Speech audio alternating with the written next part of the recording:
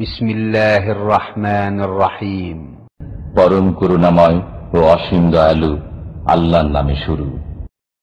ومن أحسن قولا ممن دعا إلى الله وعمل صالحا وقال إنني من المسلمين. كتاب الله دستوري وخير الخلق أسوتنا، بسنته انجلى نوري لهدي الحق أرشدنا. كتاب الله دستوري وخير الخلق أسوتنا، بسنته انجلى نوري لهدي الحق أرشدنا. كتاب الله دستوري وخير الخلق أسوتنا، بسنته انجلى نوري لهدي الحق أرشدنا. لزمت محاضن القرآن فذكر الله يسعدنا. মগজে শয়তান দ্বন্দ্ব পয়দা করে দিয়েছে, কুমন্ত্রণা দিয়েছে, ওয়াসওয়াসা দিয়েছে, যার ফলে অবব্যাখ্যা করছে। সাহাবায়ে কেরামদেরকে একটি তরিকার উপর নবী সাল্লাল্লাহু আলাইহি ওয়াসাল্লাম ছেড়ে গেছেন না, বহু তরিকার উপর। সাবিল সিরাতের উপর রেখে গেছেন না, সবলের উপর।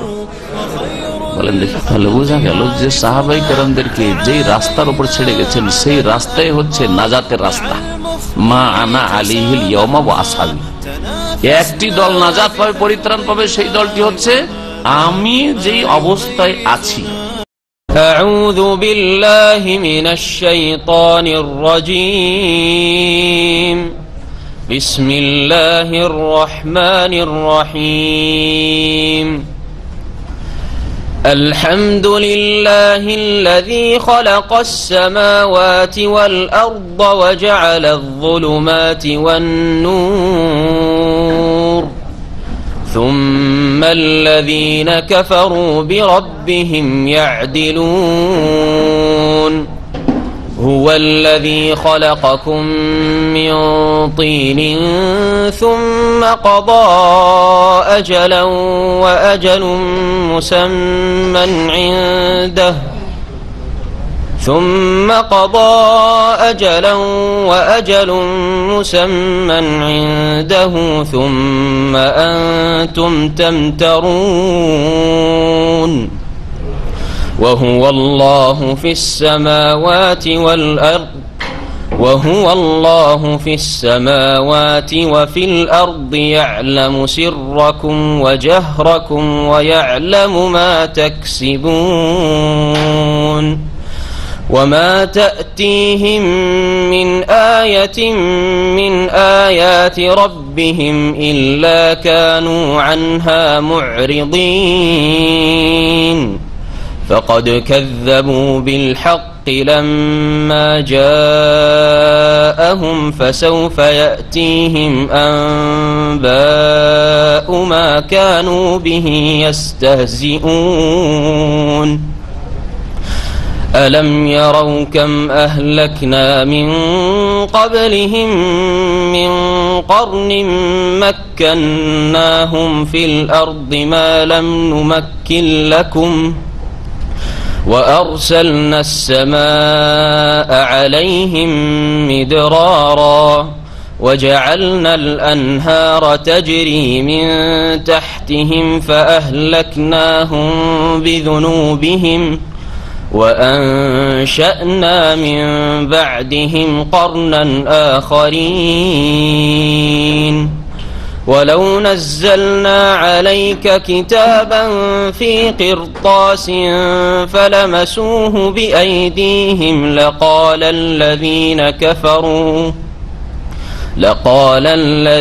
كفروا إن هذا إلا سحر مبين. وقالوا لولا أنزل عليه ملك، ولو أنزلنا ملكا لقضي الأمر ثم لا ينظرون. ولو جعلناه ملكا لجعلناه رجلا وللبسنا عليهم يلبسون. السلام عليكم ورحمة الله وبركاته. إن الحمد لله نحمده ونستعينه ونستغفره ونعوذ بالله من شرور أنفسنا ومن سيئات أعمالنا من يهده الله فلا مضل له ومن يضلل فلا هادي له وأشهد أن لا إله إلا الله وحده لا شريك له وأشهد أن محمدا عبده ورسوله صلى الله تعالى عليه وعلى آله وصحبه وسلم تسليما كثيرا. أما بعد فأعوذ بالله من الشيطان الرجيم. بسم الله الرحمن الرحيم. الحمد لله الذي خلق السماوات والأرض وجعل الظلمات والنور ثم الذين كفروا بربهم يعدلون هو الذي خلقكم من طين ثم قضى أجلا وأجل مسمى عنده ثم أنتم تمترون. মহান আল্লাহর সমস্ত প্রশংসা যে আল্লাহ পাক রব্বুল আলামিন আসমান জমিন আলো অন্ধকার সবকিছুকে সৃষ্টি করেছেন। সালাত এবং সালাম নাযিল হোক প্রিয় মুহাম্মদুর রাসূলুল্লাহ সাল্লাল্লাহু আলাইহি সাল্লামের উপর, যিনি আল্লাহ পাক রব্বুল আলামিনের সবচেয়ে বেশি গুণগান প্রশংসা করেছেন, সবচেয়ে বেশি আল্লাহ পাকের ভয় করেছেন এবং তিনি তাকওয়া অর্জন করেছেন। আমাদের আজকে তাফসীর শুরু হবে সূরাতুল আনআম থেকে। সূরাতুল আনআম এর নাম আনআম এই জন্য যে এই সূরায় কয়েকবার করে আনআম শব্দটি উল্লেখিত হয়েছে। আনআম নামুনের বহুবচন, আর আনআম মানে হচ্ছে গবাদি পশু, চতুষ্পদ জন্তু, গৃহপালিত পশু।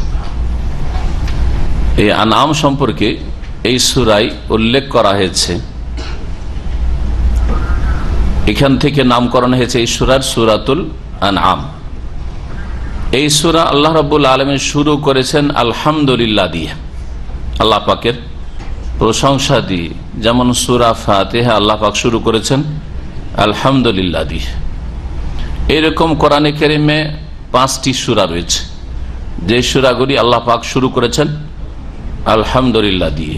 সূরা ফাতিহা, সূরা আনআম, আর সূরাতুল কাহফ আলহামদুলিল্লাহিল্লাযী আনজালা আলা আবদিহিল কিতাব ওয়া লাম ইয়াজআল লাহু ইওয়াজা, আর সূরা সাবা, আর সূরা ফাতির। সূরা ফাতির এই 5টি সূরা। বেশ কিছু সূরা রয়েছে আল্লাহ পাক সেগুলি তাসবিহ দিয়ে শুরু করেছেন, হয় অতীতকাল মাজির সেগা দিয়ে সাব্বাহা লিল্লাহ অথবা ইউসাব্বিহু লিল্লাহ।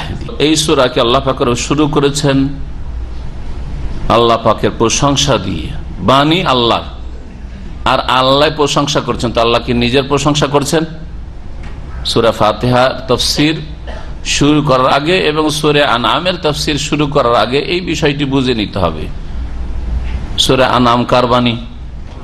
কালামুল্লাহ, আল্লাহর বাণী। তো আল্লাহ বলছেন আলহামদুলিল্লাহ, যাবতীয় প্রশংসা আল্লাহর। তো আল্লাহ নিজের প্রশংসা নিজে করছেন, এটা কেমন কথা হইল? না, বান্দার কাজ হচ্ছে মাবুদের প্রশংসা করা, সৃষ্টির কাজ হচ্ছে স্রষ্টার প্রশংসা করা, ঠিক না? কিন্তু বান্দা যাকে আল্লাহ সৃষ্টি করেছেন, আর বান্দা কিছুই জানতো না যখন পৃথিবীতে এসেছে, আল্লাহর মখলুক মানুষ এবং জিন যখন আল্লাহ সৃষ্টি করেন তখন তারা কিছু জানতো না। হাল আতা আলাল ইনসান হিনুম মিনাদ দাহর লাম ইয়াকুন শাইয়্যান মাযকুরা। মানুষ এমন একটা যুগ পার করে এসেছে যখন কোনো উল্লেখযোগ্য কিছুই ছিল না। তারপরে আল্লাহু আখরাজাকুম বুতুনি উম্মাহাতিকুম লা তা'লামুনা শাইআ, আল্লাহ পাক তোমাদেরকে তোমাদের মাতৃগর্ভ থেকে বের করে নিয়ে এসেছেন, মানে সৃষ্টি করেছেন, তোমরা ভূমিষ্ঠ হয়েছো, পৃথিবীতে এসেছো, লা তা'লামুনা শাইআ, কিছুই জানতে না। হ্যাঁ, আল্লাহ তো কোরআনে বলছেন কিছুই জানতে না, কিন্তু আব্দুল কাদের জিলানী মায়ের পেটে 18 পারা কোরআন মুখস্থ, না? এটা ইসলাম না? কোরআনে কারীম ইসলাম না? এই কিচ্ছা কাহিনী কুফরি শিরকি কথাগুলি ইসলাম? তাহলে যারা বলে আব্দুল কাদের জিলানী মায়ের পেটে 18 পারা কোরআন মুখস্থ, হ্যাঁ, কেন মুখস্থ বলছে? মা যে হাফেজা ছিল, এক বক্তা বলছে, দেখেন কি অপব্যাখ্যা, শয়তানি ব্যাখ্যা। এইভাবে মুসলিম জাতিকে বিভ্রান্ত করছে ইহুদি খ্রিস্টান না, বিদাতি মোল্লারা, যে মায়ের তাসির থাকে, প্রভাব পড়ে হ্যাঁ সন্তানের উপর পেটে থাকা অবস্থায়।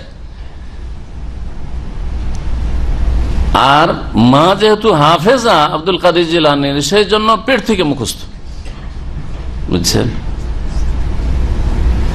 তা আব্দুল কাদের জিলানীর মায়ের চাইতে ফজিলত আম্বিয়া রাসূলের মাদেরকে দিবেন না? আর আল্লাহ কোরআনের সকল মানুষকে সম্বোধন করেছে, আল্লাহু আখরাজাকুম মিন বুতুনি উম্মাহাতিকুম, আল্লাহ তোমাদেরকে বের করেছেন তোমাদের মায়ের পেট থেকে এমন অবস্থায় লা তা'লামুনা, জানতে না তোমরা, শাইআন, কিছুই, একটি কথাও জানতে না, একটা শব্দও জানতে না। কোরআন জানা তো দূরের কথা, আর কোরআন মুখস্থ থাকা তো দূরের কথা, ঠিক না? কোরআন বিরোধী কথা না? কোরআন বিরোধী কথা ইসলামী কথা না কুফরিয়া কথা? তাহলে যে বলবে যে কারো মায়ের পেট থেকে কোরআন মুখস্থ ছিল, 18 পারা বলতে হবে না, যদি বলে সূরা ফাতিহা মুখস্থ ছিল, এটা কোরআন বিরোধী কুফরি কথা। তো আল্লাহ রাব্বুল আলামিন বলতে গিয়েছিলাম ভূমিকাতে, এখন ভূমিকাতে আমরা আছি এই সূরা তাফসীরে, যে আল্লাহ রাব্বুল আলামিন মানুষকে যখন সৃষ্টি করেন তখন কিছুই জানতো না। আল্লাহ পাক রব্বুল আলামিন নিজের ওপর তিনি অবধারিত করেছে যে মানুষকে শিখাবেন, তিনি মানুষকে তালিম দিবেন। ওয়াল্লামাকুম মা লাম তাকুন ওয়াল্লামাকা মা লাম তাকুন তা'লাম, নবীকে আল্লাহ সম্বোধন করে বলছেন সরাসরি প্রত্যেক ব্যক্তিকে, হে মানুষ, তোমাকে এমন কিছু আল্লাহ শিখিয়েছেন। কে শিখিয়েছেন? আল্লাহ শিখিয়েছেন। মা লাম তাকুন তা'লাম, যা তুমি জানতে না। ওয়াল্লামা আদামাল আসমাআ কুল্লাহা, আদমকে সবকিছুর নাম আল্লাহ শিখিয়েছেন। আদম প্রথম মানুষ, কার কাছ থেকে শিখবে? আরে আমরা না হয় বাপ মা থেকে শুনে শুনে এইটার নাম এইটার নাম ওইটাই শিখে নিয়েছি যখন মুখ ফুটেছে, কিন্তু আদম আবার কার কাছ থেকে শিখবেন? তো আল্লাহ সরাসরি শিখিয়েছেন, ঠিক না? তাহলে তালিম আল্লাহর পক্ষ থেকে। আর রহমান আল্লামাল কোরআন, হ্যাঁ, খালাকাল ইনসান আল্লামাহুল বায়ান, দেখেন সবগুলি তালিম কে শিখিয়েছেন? রহমান শিখিয়েছেন। আল্লাহ পাক বলছেন রহমান পরম করুণাময় যিনি আল্লাহ, তিনি শিখিয়েছেন। তো আল্লাহ রাব্বুল আলামিন বান্দাকে সৃষ্টি করেছেন, বান্দা জানে না ইবাদত করতে, বান্দা জানে না তাওহীদ কি, বান্দা জানে না শিরক কি, বান্দা জানে না যে নবী কি, আখিরাত কি, বান্দা জানে না যে আল্লাহ পাকের প্রশংসা কেমন করে করতে হয়। মাবুদ আল্লাহ রাব্বুল আলামিন আরহামুর রাহিমিন, পরম দয়ালু, তিনি বান্দাকে শিখিয়ে দিয়েছেন এই আসমানি কিতাবে কোরআনে কারীমে যে এইভাবে আল্লাহর প্রশংসা করো, গুণগান করো, আলহামদুলিল্লাহিল্লাযী খালাকাস সামাওয়াতি ওয়াল আরদ। এইভাবে এখানে তাফসীরকাররা বলছেন যেন উজ্জ্ব রয়েছে, কুল, হে বান্দা তুমি বলো, হে মানুষ তুমি বলো, আলহামদুলিল্লাহিল্লাযী ফাতিরাস সামাওয়াতি ওয়াল আরদ, আলহামদুলিল্লাহিল্লাযী খালাকাস সামাওয়াতি। হে বান্দা তুমি বলো সূরা ফাতিহায়, বান্দা কুল আলহামদুলিল্লাহি রাব্বিল আলামিন। বান্দাকে এখানে সম্বোধন করা হয়েছে যে এইভাবে আল্লাহর প্রশংসা করো। সূরা আনআম নবী করিম সাল্লাল্লাহু আলাইহি ওয়াসাল্লামের মক্কি জীবনে নাযিল হয়েছে। মক্কি জীবনে নাযিল হয়েছে আর মক্কাতে নাযিল হয়েছে, দুই কথায় পার্থক্য কি? যে বলতে পারবেন হাত তুলবেন। মক্কি জীবনে নাযিল হয়েছে আর মক্কাতে নাযিল হয়েছে। মাদানী জীবনে নাযিল হয়েছে আর মদিনাতে নাযিল হয়েছে, দুটোতে পার্থক্য কি? মক্কায় নাযিল হয়েছে, মিনা আরাফাতে নাযিল হয়নি, তায়েফে নাযিল হয়নি, ঠিক না? মক্কাতেই নাযিল হয়েছে। একটা ভাষা বললাম মক্কায় নাযিল হয়েছে, আর আরেকটা হচ্ছে মক্কি জীবনে নাযিল হয়েছে। নবী সাল্লাল্লাহু আলাইহি ওয়াসাল্লাম যখন মক্কায় 13 বছর ছিলেন ওই সময় নাযিল হয়েছে, তায়েফে নাযিল হোক আর মিনা আরাফাতে নাযিল হোক আর ওই মক্কার বাইরে কোথাও গিয়ে নাযিল হোক। বুঝা গেছে? পার্থক্য হলো না? হইল না? তাহলে 13 বছরের মধ্যে যে আয়াত নাযিল হয়েছে, সূরা নাযিল হয়েছে, মক্কার ভিতরে নাযিল হোক আর বাইরে নাযিল হোক, সেটা হচ্ছে মক্কি। আর মাদানী মদিনার জীবন নাযিল হয়েছে, মদিনা নাযিল হোক আর তাবুকে গিয়ে নাযিল, তাবুকে নাযিল হয়েছে, বদরে নাযিল হয়েছে, হ্যাঁ ঠিক না? এমনকি হুনাইনের যুদ্ধ করতে মক্কা বিজয় গেছেন, তো রাস্তাঘাটে কোরআন নাযিল হয়নি, কিন্তু এটা মদিনার জীবনে, সুতরাং সেই আয়াতগুলি হচ্ছে মদিনী। কিন্তু সংজ্ঞা বললেন যে মাদানী সূরা হচ্ছে যেগুলি মদিনায় নাযিল হয়েছে, তাই বললো যে মদিনা থাকাকালীন সফরে যেগুলো নাযিল হয়েছে ওগুলো কি? এই জন্য আল্লামা সয়ুতি রাহিমাহুল্লাহ মেলা রকম করে ভাগ করেছেন উসুল তাফসিরে। তাফসিরের কায়দা কানুন রয়েছে একটি সাবজেক্ট, যেমন উসুল হাদিস, মুস্তালাহ হাদিস রয়েছে, তেমনি উসুল তাফসির রয়েছে। বলছেন যে নবী সাল্লাল্লাহু আলাইহি ওয়াসাল্লামের যে কোরআন কারীমের আয়াত নাযিল হয়েছে বা সূরা নাযিল হয়েছে সেগুলি দুই ভাগে বিভক্ত, মক্কি আর মাদানী। আবার সাফারি আর হাজারি।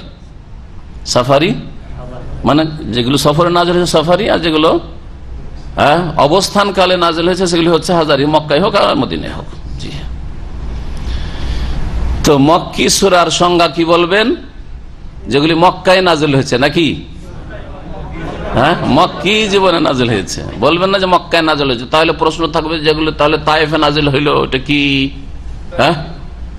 তাইফি বলতে হবে, তাহলে তো ভাগ নেই। জি, যেগুলি গিয়ে তাবুকে নাজিল হইল সেগুলি কি বলবেন?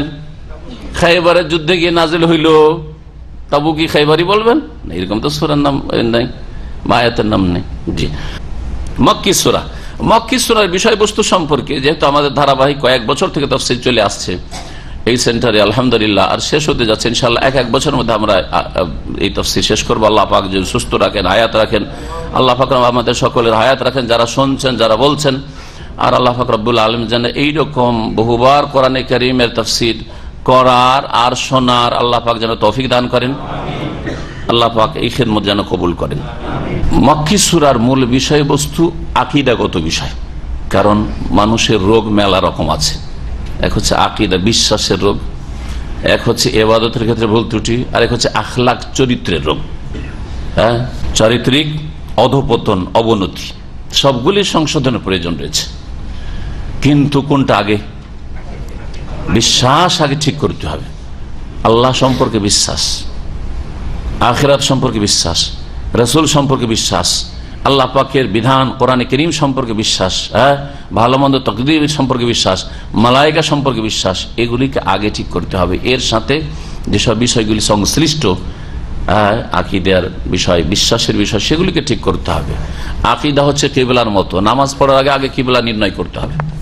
ওইরকম ইবাদত বন্দেগী, সমস্ত ইবাদত বন্দেগী, আখলাক, চরিত্র, হালাল হারামের বাছাইয়ের আগে আগে আপনার ইসলামের কিবলা, আকীদা ঠিক করতে হবে। কিবলা না ঠিক করে নামাজ শুরু করে দিলে কাজ হবে না। কিবলা পরে চিন্তা করব, নামাজটা শুরু তো করে দিই, তাকবীর তাহরিমা তো দিয়েই দিই, এরকম নামাজ হবে? হবে না। ওই রকম আকীদা যাই থাক, কবর থাক আর মাজার থাক আর সুফিয়াত আর পীরতন্ত্র থাক, নামাজ তো পড়ছে। যেমন এক শ্রেণীর লোকদের কথা, নামাজই তো তারাও তো আল্লাহকে ডাকছে, জিকির আজকার করছে, তারা তো দিনের কিছু খেদমত করছে, বেনামাজিকে নামাজি বানাচ্ছে। আরে আকীদাই ঝামেলা, আকীদাতে শিরক আর বিদআত ঢুকে আছে। এইসব নামাজ পড়িয়ে আর দাড়ি ছাড়িয়ে আর এই কিছু লোককে জিকির ধরিয়ে আর এই ইসলামের দিকে নিয়ে এসে লাভটা কি হবে? ইসলামের আমলের দিকে এসছে কিন্তু আকীদাই তো আসেনি। আকীদাই তো মুরব্বীদেরই আকীদা নষ্ট হয়ে রয়েছে। এই জন্য আকীদার সংশোধন 13 বছর আল্লাহ পাক রব্বুল আলামিন রাসূলুল্লাহ সাল্লাল্লাহু আলাইহি ওয়াসাল্লাম সাহাবায়ে কেরামদের করেছেন। মক্কি সূরার আমল বিষয়বস্তু হচ্ছে আকীদাগত বিষয়, বিশ্বাসের সাথে সম্পর্কিত যে বিষয়গুলি, এগুলি। আর তার সাথে সাথে আমভাবে সাধারণ চরিত্র গঠনের বিষয়গুলি রয়েছে, চরিত্র গঠনের বিষয়গুলি রয়েছে। এই কোরআনে কারীম মক্কি সূরার বিষয়বস্তু। আহকাম, হালাল হারাম, জায়েজ নাজায়েজ, বিধিবিধান, এগুলি খুঁটিনাটি আসেনি, সবগুলি নাযিল হয়েছে মদিনায়, মদিনার জীবনে।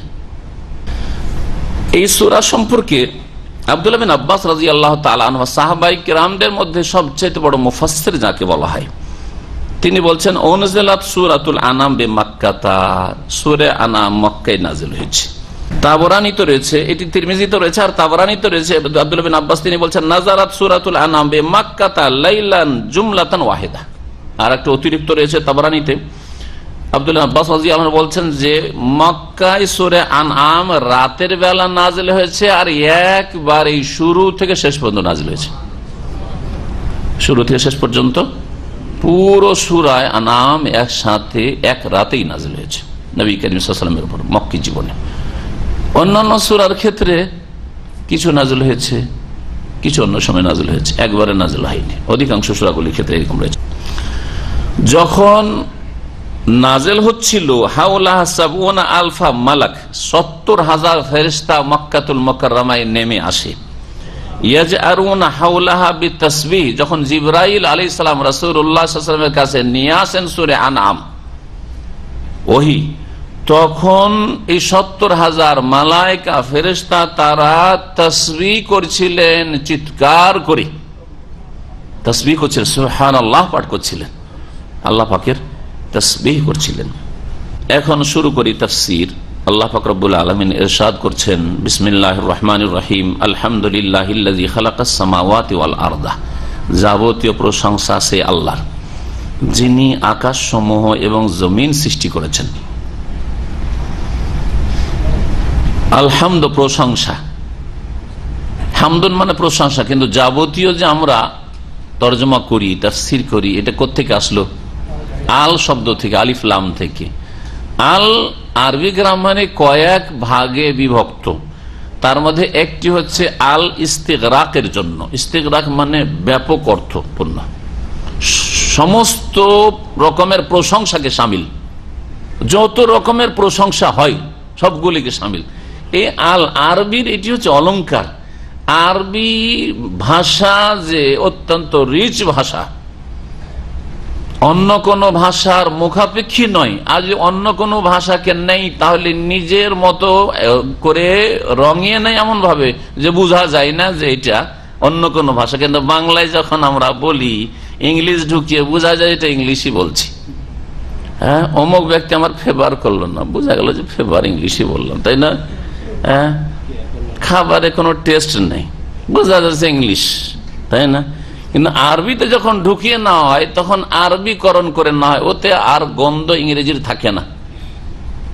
যেমন ফিরদৌস, কেউ বুঝছেন যে ফিরদৌস ইংরেজি প্যারাডাইস, বুঝতেই পারছেন না, ফিরদৌস হয়ে গেছে। জি, ঠিক না? দেখ, একটা উদাহরণ দিলাম। আল্লাহ পাকের যাবতীয় প্রশংসা, আলহামদুলিল্লাহ, যাবতীয় প্রশংসা সেই আল্লাহর, আল্লাযী খালাকাস সামাওয়াতি ওয়াল আরদ, যিনি আকাশসমূহ এবং জমিনকে সৃষ্টি করেছেন। কোরআনে কারীমের আয়াতগুলিতে আকাশকে, আসমানকে বহুবচন আল্লাহ উল্লেখ করেছেন, যেখানে জমিনের কথা উল্লেখ করেছে অধিকাংশ ক্ষেত্রে। আল আরদ, জমিনকে আল্লাহ এক বচন উল্লেখ করেছেন। কেন? অথচ আমাদের জানা আছে যে 7 আকাশ 7 জমিন, তাই না? 7 আকাশ 7 জমিন, 7 আকাশ 7 জমিন, এটি এই মর্মে একটি আয়াত কোরআন সূরা তালাকে রয়েছে, ওয়া মিনাল আরজি মিসলাহুন্না। জমিন হচ্ছে আকাশের মতো, আকাশ অনুরূপ, মানে আকাশ যেমন 7 তেমনি জমিনও 7। কিন্তু বহু বচন কেন উল্লেখ করেছেন সামাওয়াত, সামাউনের? আর আরদের বহু বচন আরাজিন কেন বললেন না? আরাদুন কেন বললেন না? এই ক্ষেত্রে অধিকাংশ ওলামাদের মত যে প্রত্যেক আকাশ, এক আকাশ থেকে আর এক আকাশের মাঝে ব্যবধান রয়েছে এবং খোলা স্তর রয়েছে। জি হ্যাঁ, আর প্রত্যেক আকাশে আল্লাহ পাকের মখলুক মালাইকা রয়েছেন এবং আম্বিয়া রসুলদের সাথে রাসূলুল্লাহ মেরাজে সাক্ষাৎ করেছেন। মেরাজের হাদিস থেকে বোঝা যায়। এছাড়াও আকাশের দরজা রয়েছে, বহু হাদিস দ্বারা প্রমাণিত, প্রত্যেক আকাশের দরজা রয়েছে। জমিনের ক্ষেত্রে এক জমিন থেকে আরেক জমিনের মাঝখানে ব্যবধান রয়েছে, আর প্রত্যেক জমিনে মাখলুক রয়েছে, কোন স্পষ্ট দলিল না আয়াতে আছে না হাদিস আছে। অল্প কিছু আলেমদের ব্যক্তিগত মত ছাড়া, ইজতিহাদ ছাড়া এর বেশি কিছু দলিল নেই। কিন্তু একজন বক্তা বাংলাভাষী, সে মক্কা মদিনা হজের মৌসুমে কয়েক বছর আগে এসে তার মক্কা মদিনার বক্তব্যই রেখেছে শুধু যে জমিন ও আসমানের মতো, আর প্রত্যেক জমিনে এইরকম মানুষ আছে, আর এইরকমই নবী রসুল এসছে, মোহাম্মদ সাল্লাল্লাহু আলাইহি ওয়াসাল্লাম যেমন এই জমিনে এসছেন, ওই রকম প্রত্যেক জমিনে এক এক মোহাম্মদ এসছেন, এক এক ইব্রাহিম এসছেন, মুসা ঈসা। আশ্চর্য কথা! তিলকে তাল করে কোথায় পৌঁছে, কোথায় দলিল যে 7 জমিনে 7 মোহাম্মদ সাল্লাল্লাহু আলাইহি ওয়াসাল্লাম, 7 রসুল, হ্যাঁ 7 মুসা, 7 ঈসা, আর 7 তাওরাত, আর 7 কোরআন? কোথেকে বলেন এসব কথা? উদ্ভট কথা। সুতরাং জি, এইগুলি কথা, অথচ ওদেরকে অনেকে সহি আকীদার আলেম মনে করছেন। কিন্তু সহি আকীদার আলেম অনেকে মনে করেন জনগণ তাদের ভাষা মিষ্টি, অথবা কিছু লোক তাদের মাধ্যমে হেদায়েত পেয়েছে, ভালো জিনিস সেটা। কিন্তু আকীদার ক্ষেত্রে অথবা ইলমের ক্ষেত্রে কোরআন সুন্নাহ থেকে মাঝে মধ্যে দূরে সরে গিয়ে বিভ্রান্তির শিকার হয়েছে। আল্লাহ যেন তাদের মাফ করেন এবং তাদেরকে সংশোধন করার তৌফিক দান করেন, এবং এই রকমের বিভ্রান্তি থেকে আল্লাহ পাক যেন বাঁচিয়ে রাখেন। ওয়া জাআলা যুলুমাতি ওয়ান নূর, এবং আল্লাহ পাক সৃষ্টি করেছেন অন্ধকার সমূহ আর আলো। এখানেও জুলুমাত, অন্ধকার, জুলমাতুনের বহু বচন, বহু বচন উল্লেখ করেছেন। আর আলো নূরের বহু বচন আনোয়ার, আনোয়ার বলেননি। হ্যাঁ, এখানে আবার কি হিকমত, কি রহস্য যে আলো হচ্ছে এক বচন আর অন্ধকার হচ্ছে বহু বচন?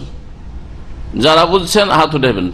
হ্যাঁ, কি হক সত্য হচ্ছে ইসলাম বা হক বলেন? হ্যাঁ, ইসলাম বলেন, হক বলেন। হ্যাঁ, হক সত্য হচ্ছে একটি, আর অসত্য হচ্ছে বহু, মিথ্যা হচ্ছে অনেক। হ্যাঁ, আল্লাহ প্রদত্ত দিন হচ্ছে একটি, ইন্নাদ-দীনা ইনদাল্লাহিল ইসলাম। আল্লাহর মনোনীত দিন একটি দিন, সেটা হচ্ছে ইসলাম। আল্লাহর দিন একটি ইসলাম। আদম আলাইহিস সালাম থেকে শুরু করে কিয়ামত পর্যন্ত সকল আম্বিয়া রাসূলগণের দিন এবং দিনের মৌলিক নীতিমালা এবং এই দিনের উৎস সব এক। দিনের উৎস হচ্ছে ওয়াহি, আর দিন হচ্ছে ইসলাম, আত্মসমর্পণ করা। আর দিনের মৌলিক নীতিমালা হচ্ছে তৌহিদ, রিসালাত, আখিরাত, জান্নাত, জাহান্নাম ইত্যাদি এসব বিষয়গুলো। তো দিন একটি, সত্য দিন হচ্ছে একটি, আর ভ্রান্ত পথমত আর মতবাদ বহু রয়েছে, বহু রয়েছে। রাজনৈতিক মতবাদ, অর্থনৈতিক মতবাদ, সামাজিক মতবাদ, আর তারপরে ধর্মীয় মতবাদ, আর ধর্মীয় ফিরকা, দল, উপদল, আর বিভিন্ন রকমের চিন্তাধারা বহু রয়েছে, ধর্মের নামে রয়েছে, আর মানুষের সমস্যার সমাধানের নামেও রয়েছে। যে আর্থিক সমস্যার এগুলি সমাধান, কে বলছে রাজনৈতিক সমস্যার সমাধান হচ্ছে এগুলি, এইরকম মেলা রয়েছে। সেগুলি সবগুলির নাম হচ্ছে কোরআনের ভাষায় জুলুমাত, অন্ধকার। সেগুলি হচ্ছে কি? অন্ধকার। তাহলে সমাজবাদ আর বস্তুবাদ আর মার্ক্সবাদ আর লেনিনবাদ, মাওবাদ, আর তারপর যত রকমের বাদ রয়েছে মানে তৈরি করা, সেগুলিকে আমি বলেছি যে বাদ দেন। মুসলিম হতে চান তাহলে কি করতে হবে? বাদ দিতে হবে। বাদ না দিয়ে ওইটাও মানি, এটাও মানি, ইসলামও মানি, ওগুলোও মানি, তাহলে আপনি মুসলিম হইতে পারেন না। সেগুলি হচ্ছে তাগুত। তাগুতকে অস্বীকার করতে হবে। ধর্মের নামে হইলেও যদি মানুষের তৈরি করা ধর্ম হয় তো তাগুত, তাগুত। ফামাই ইয়াকফুর বিত-তাগুত ওয়া ইউমিন বিল্লাহ, আল্লাহ হক আর তাগুত হচ্ছে বাতিল। তাগুত হচ্ছে জুলমাত। জুলমাত বহু বচনের জন্য বলা হয়েছে। যেমন কোরআনে কারীমের সূরা আনআমে আসবে 151 পরে 52-53 পর্যন্ত যে আয়াতগুলি রয়েছে তাতে 10টি হকের কথা আল্লাহ পাক উল্লেখ করেছেন। হ্যাঁ, এই 10টির মধ্যে একটি হচ্ছে 10টি ওসিয়ত। এই 10টিকে ওসিয়ত বলা হয়েছে।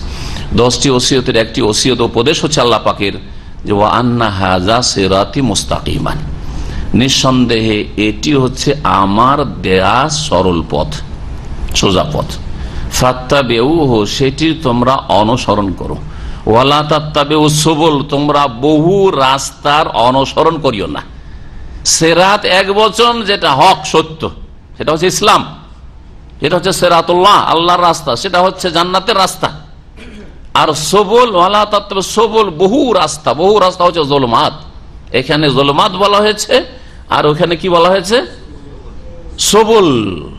অনেক রাস্তার অনুসরণ করিও না। এই রাস্তা ওই রাস্তা, কেউ এই রাস্তায় চলছো, কেউ ওই রাস্তায়, সবাই আল্লাহকে পেতে চায়। কেউ চিস্তিয়া তরিকা দিয়ে, কেউ সাবিরি তরিকা দিয়ে, কেউ মুজাদ্দিদি তরিকা, কেউ নকশবন্দি তরিকা দিয়ে, কেউ সারওয়ার্দী তরিকা দিয়ে, কেউ কাদেরি তরিকা দিয়ে, আর ইত্যাদি তরিকার শেষ না। এক এক তরিকা দিয়ে সবাই আল্লাহকে পেতে চায়। এগুলি সবল। কি এগুলি? সবল। সিরাতে মুস্তাকিম নয় এগুলি। সিরাতে মুস্তাকিম হচ্ছে তরিকায়ে মুহাম্মাদিয়া সাল্লাল্লাহু আলাইহি ওয়াসাল্লাম। সবলে চলতে হবে না, আল্লাহ নিষেধ করছেন। ওয়ালা তাত্তাবিউ, অনুসরণ করিও না, পিছে লাগিও না, আসবল, ওই বহু পথ মতের। ফাতাফাররাকা বিকুম আন সাবিলিহি, না হলে আল্লাহর রাস্তা থেকে তোমাদেরকে ছিন্ন ভিন্ন করে কোথায় নিয়ে চলে যাবে শয়তান, কোথা থেকে কোথায় নিয়ে চলে যাবে, তোমাদেরকে জাহান্নামে পড়তে হবে। যারা তরিকতে বিশ্বাসী আর এসব বিভিন্ন পথ মতে বিশ্বাসী ধর্মের নামে, তার বিভ্রান্ত করেছে একটি আয়াত দিয়ে, ওয়াল্লাযীনা জাহাদু ফীনা লানাহদিয়ান্নাহুম সুবুলানা। যারা আল্লাহ বলছেন জাহাদু ফিনা, আমার জন্য, আমাকে পাওয়ার জন্য আমার পথে কি করবে? প্রচেষ্টা চালাবে, মুজাহাদা করবে, প্রচেষ্টা চালাবে, মেহনত পরিশ্রম করবে। আকীদা, ইবাদত, আখলাক, আমল, নেক আমল করার ক্ষেত্রে মেহনত করবে, আর গুনাহ থেকে বাঁচার ক্ষেত্রে কঠোর পরিশ্রম করবে, প্রচেষ্টা চালাবে। লানাহদিয়ান্নাহুম সুবুলানা, অবশ্যই অবশ্যই তাদেরকে আমি আমার পথগুলি দেখাবো। এখানে সবল শব্দটি ব্যবহার হয়ে গেছে। আর আল্লাহ বলছেন আমার পথ বলেছেন, আবার বহু জনগণকে গুমরাহ করার বেটার চান্স হয়ে গেছে যে দেখো মেলা রাস্তা আছে, সুতরাং আমাদেরটা হচ্ছে চিশতিয়া সাবেরিয়া, ওদেরটা হচ্ছে মুজাদ্দিদিয়া, ওদেরটা হচ্ছে নকশবন্দিয়া, আর এদেরটা হচ্ছে ওই কাদেরিয়া, এদেরটা হচ্ছে রেফাইয়া। জি, ধোঁকা দিস। এই আয়াতে সবল বলতে নেক আমাল বোঝা, সৎ কাজগুলি বোঝানো হয়েছে। এক একটি নেক আমল হচ্ছে সাবিল, আল্লাহর দিকে যাওয়ার পথ। নামাজের মাধ্যমে আপনি, সালাতের মাধ্যমে আল্লাহর দিকে যাবেন, এটা হচ্ছে সাবিল। আমি আল্লাহকে রাজি করার পথ খুঁজছি, যদি কেউ বলে, জিজ্ঞেস করছে, ধরেন আপনি একজন শেখ আলেম জিজ্ঞেস করছে আমি আল্লাহকে আল্লাহর নাফরমানি করেছি, গুনাহগার হয়েছি, পাপ হয়েছি, আল্লাহকে পাওয়ার রাস্তা খুঁজছি। আর এর উত্তরে যদি বলেন যে আপনি, আপনার একটা পথ হচ্ছে আল্লাহকে রাজি করা, যে আপনি বেশি বেশি নামাজ পড়েন, ফরজের পরে তাহাজ্জুদ পড়েন, সালাতুদ দুহা পড়েন, আর একটি হচ্ছে বেশি বেশি নফল রোজা রাখেন ফরজের পরে, আর একটা হচ্ছে বেশি বেশি দান খেরাত করেন, আর আপনি মা বাবার বেশি বেশি সেবা যত্ন করেন, সৌদি আরবে এসছেন, বেশি বেশি হজ উমরা করেন, কতগুলি বল, আর একটা পথ, আর একটা পথ করে, পথ ভিন্ন ভিন্ন পথ, এক একটা আমলকে কি বলা হয়েছে? এখানে পথ বলা হয়েছে। এই অর্থে এখানে লানাহদিয়ান্নাহুম সুবুলানা, আল্লাহর যদি আল্লাহকে পাওয়ার জন্য বহু রাস্তা থাকতো, যেমন দাম্মাম শহরে আসার জন্য পূর্ব পশ্চিম উত্তর দক্ষিণ থেকে অনেক রাস্তা আছে, আছে না? নাই, অনেক রাস্তা আছে। এইরকম এই উদাহরণ দেয় গুমরাহ পথভ্রষ্টরা, যারা বলে যে সব ধর্মের উদ্দেশ্য এক, ওয়াহাদাতুল আদিয়ানের কুফরি মতবাদ বিশ্বাসী, সব ধর্মে আল্লাহকে পেতে চায়। ওই রকম মুসলিমদের মধ্যে যত দল উপদল আছে, যে সব তরিকা দিয়ে আল্লাহকে পেতে চায়, একই কথাই। কোরআন সুন্নাহ ভিত্তিক যদি সেই তরিকা না হয়, মুহাম্মদ সাল্লাল্লাহু আলাইহি ওয়াসাল্লামের ছেড়ে যাওয়া তরিকা না হয়, তো সেটা আল্লাহর কাছে স্বীকৃত তরিকা নয়, কখনো স্বীকৃত তরিকা নয়। তো প্রচলিত যেসব জিকির আজকার আছে, আপনার সুফিবাদে, পীরতন্ত্রে যেসব ওজিফা আছে, তাদের যে কোর্সগুলি আছে, সেগুলি কি রসুলের ছেড়ে যাওয়া, আল্লাহর দেওয়া? কোরআনে কারিমে আছে, রসুলের হাদিসে আছে, নবী করিম সাল্লাল্লাহু আলাইহি ওয়াসাল্লাম তার সাহাবায়ে কেরামদেরকে এইসব তরিকতের উপর ছেড়ে গেছেন? ছেড়ে যাননি। তাহলে কখনো মানুষকে এইভাবে কোরআনের অপব্যাখ্যা করে বিভ্রান্ত করবেন। তারপর আরেকটি কথা মনে রাখবেন, কোরআনে কারিমে সংঘর্ষ আছে কি? আমার কথাই হইতে পারে, কারণ আজকে বলে ভুলে যেতে পারি যে একটা বক্তব্য আমি এইরকম রেখেছি, নেতিবাচক রেখেছি, নেতিবাচক বা ইতিবাচক রেখেছি, আমি তারপরে এর উল্টোটা বলে দিলাম, ভুলে যাওয়ার কারণ হইতে পারে। কিন্তু আল্লাহ কি ভুলে যান? হ্যাঁ, আল্লাহ রাব্বুল আলামিনের কোন সিদ্ধান্ত ভুল, আমাদের সিদ্ধান্ত ভুল হইতে পারে, অনেক সময় ভুলই না, কিন্তু আজকে যে কথাটা বলেছি ভুল, যার ফলে আগামীতে পড়াশোনা করে এসে বললাম যে না, এইটা উত্তর হবে এইরকম। কারণ হয় ভুলে যায়, না হয় ভুল করি, ভুলে যায়, না হয় ভুল করি। আল্লাহ ভুলেন না, আর ভুলও করেন না, ঠিক কিনা? তাহলে আল্লাহ রাব্বুল আলামিন বলবেন যে ইহদিনাস সিরাতাল মুস্তাকিম, বলো সিরাতে মুস্তাকিম একটা রাস্তা আছে, ওয়া আন্না হাযা সিরাতি মুস্তাকিম একটি রাস্তা আছে। আবার আল্লাহই বলবেন যে সুবুলানা, মানে বহু রাস্তা, যে কোনো রাস্তা দিয়ে আল্লাহকে পেতে চাইলেই হবে, এটা তো নয়। তাহলে দুই আয়াতে কখনো সংঘর্ষ নেই, দ্বন্দ্ব নেই। মগজের শয়তান দ্বন্দ্ব পয়দা করে দিয়েছে, কুমন্ত্রণা দিয়েছে, ওয়াসওয়াসা দিয়েছে, যার ফলে অপব্যাখ্যা করছেন। সাহাবায়ে কেরামদেরকে একটি তরিকার উপর নবী সাল্লাল্লাহু আলাইহি ওয়াসাল্লাম ছেড়ে গেছেন না, বহু তরিকার উপর, সাবিল সিরাতের উপর রেখে গেছেন না, সবলের উপর, বলেন দেখি। তাহলে বোঝা গেল যে সাহাবায়ে কেরামদেরকে যেই রাস্তার উপর ছেড়ে গেছেন, সেই রাস্তাই হচ্ছে নাজাতের রাস্তা। মা আনা আলাইহিল ইয়াওমা ওয়া আসহাবি, একটি দল নাজাত পাবে, পরিত্রাণ পাবে, সেই দলটি হচ্ছে আমি যেই অবস্থায় আছি, আলিয়ম আজকের যুগে, ও আসহাবি, আমার সাথী সঙ্গীরা সাহাবীরা যেই রাস্তার ওপর থাকবে সেই রাস্তাটি শুধু জান্নাতের রাস্তা, এবং সেই পথের পথিকরা তাদের অনুসারীরা জান্নাতের পথে। সুম্মাল্লাযীনা কাফারু বিরাব্বিহিম ইয়াদিলুন, তারপরেও সুম্মাল্লাযীন, আল্লাহ রাব্বুল আলামিনের যাবতীয় প্রশংসা। কেন প্রশংসা কার করে? মানুষ যার গুণ থাকে না, গুণ না থাকলেও গুণ থাকে। আল্লাহ পাকের সমস্ত ভালো গুণ আল্লাহর মধ্যে রয়েছে, আর সমস্ত দোষ ত্রুটি থেকে আল্লাহ মুক্ত। আমাদের মধ্যে কিছু গুণ আছে আর বহু দোষ ত্রুটি আমাদের মধ্যে আছে, তারপরেও প্রশংসা অনেকেই করেন, অনেকের করছেন না। তাহলে আপনি আপনার বাপের ধরেন, মায়ের ধরেন, আর ওস্তাদের শাইখেরই ধরেন, আর আপনার যতই প্রিয়জন হোক, তার মধ্যে মেলা দোষ থাকা সত্ত্বেও দু চারটা গুণ থাকলেই প্রশংসা করতে থাকেন আপনি, হ্যাঁ, তার গুণ চর্চা করতে থাকেন, তার সুনাম করতে থাকেন। আল্লাহ রাব্বুল আলামিন আকাশ সৃষ্টি করেছেন, জমিন সৃষ্টি করেছেন, অন্ধকার সৃষ্টি করেছেন, আলো সৃষ্টি করেছেন, সব কিছু সৃষ্টি করেছেন। যিনি স্রষ্টা তার হবে একমাত্র যাবতীয় প্রশংসা। যিনি সবকিছু দেন তার গুণ গাইবেন, যিনি নুন দিয়েছেন আপনাকে তার গুণ গাইবেন আপনি। তাওহীদে রুবুবিয়্যাত দলিল প্রমাণ হচ্ছে তাওহীদ উলুহিয়াতের, অর্থাৎ আল্লাহ যখন তার কাজে একক, তো আপনি বান্দা আপনার কাজগুলি একমাত্র আল্লাহর জন্য করুন। বুঝলেন তাওহীদ রুবুবিয়্যাত আর উলুহিয়াত? আমার এই দুটো ভাষাকে যদি ব্যাখ্যা করেন তো আপনি তাওহীদ বুঝে গেছেন, তাওহীদের দুটো প্রকার বুঝে গেছেন। আল্লাহ যখন তার কাজ একা করেন না, অনেককে নিয়ে করেন, গৌস কুতুবকে নিয়ে করেন। গৌস কুতুব সাহায্য না করে আল্লাহ বাঁচাইতে পারবেন না, নাকি? রক্ষা করতে পারবেন না, ছেলে মেয়ে দিতে পারবেন না, নাকি? হ্যাঁ, আল্লাহ তার কাজগুলি করতে একক, এটা হচ্ছে তাওহীদের রুবুবিয়্যাত, তার কাজে একক। আল্লাহ যখন তার কাজে একক, কাউকে শরীক করেননি, তো আপনি বান্দা আপনার কাজগুলি আল্লাহর সন্তুষ্টির জন্য, পরকালের মুক্তির জন্য একমাত্র আল্লাহর জন্য করেন। এটা হচ্ছে তাওহীদে উলুহিয়াত, তাওহীদে ইবাদত।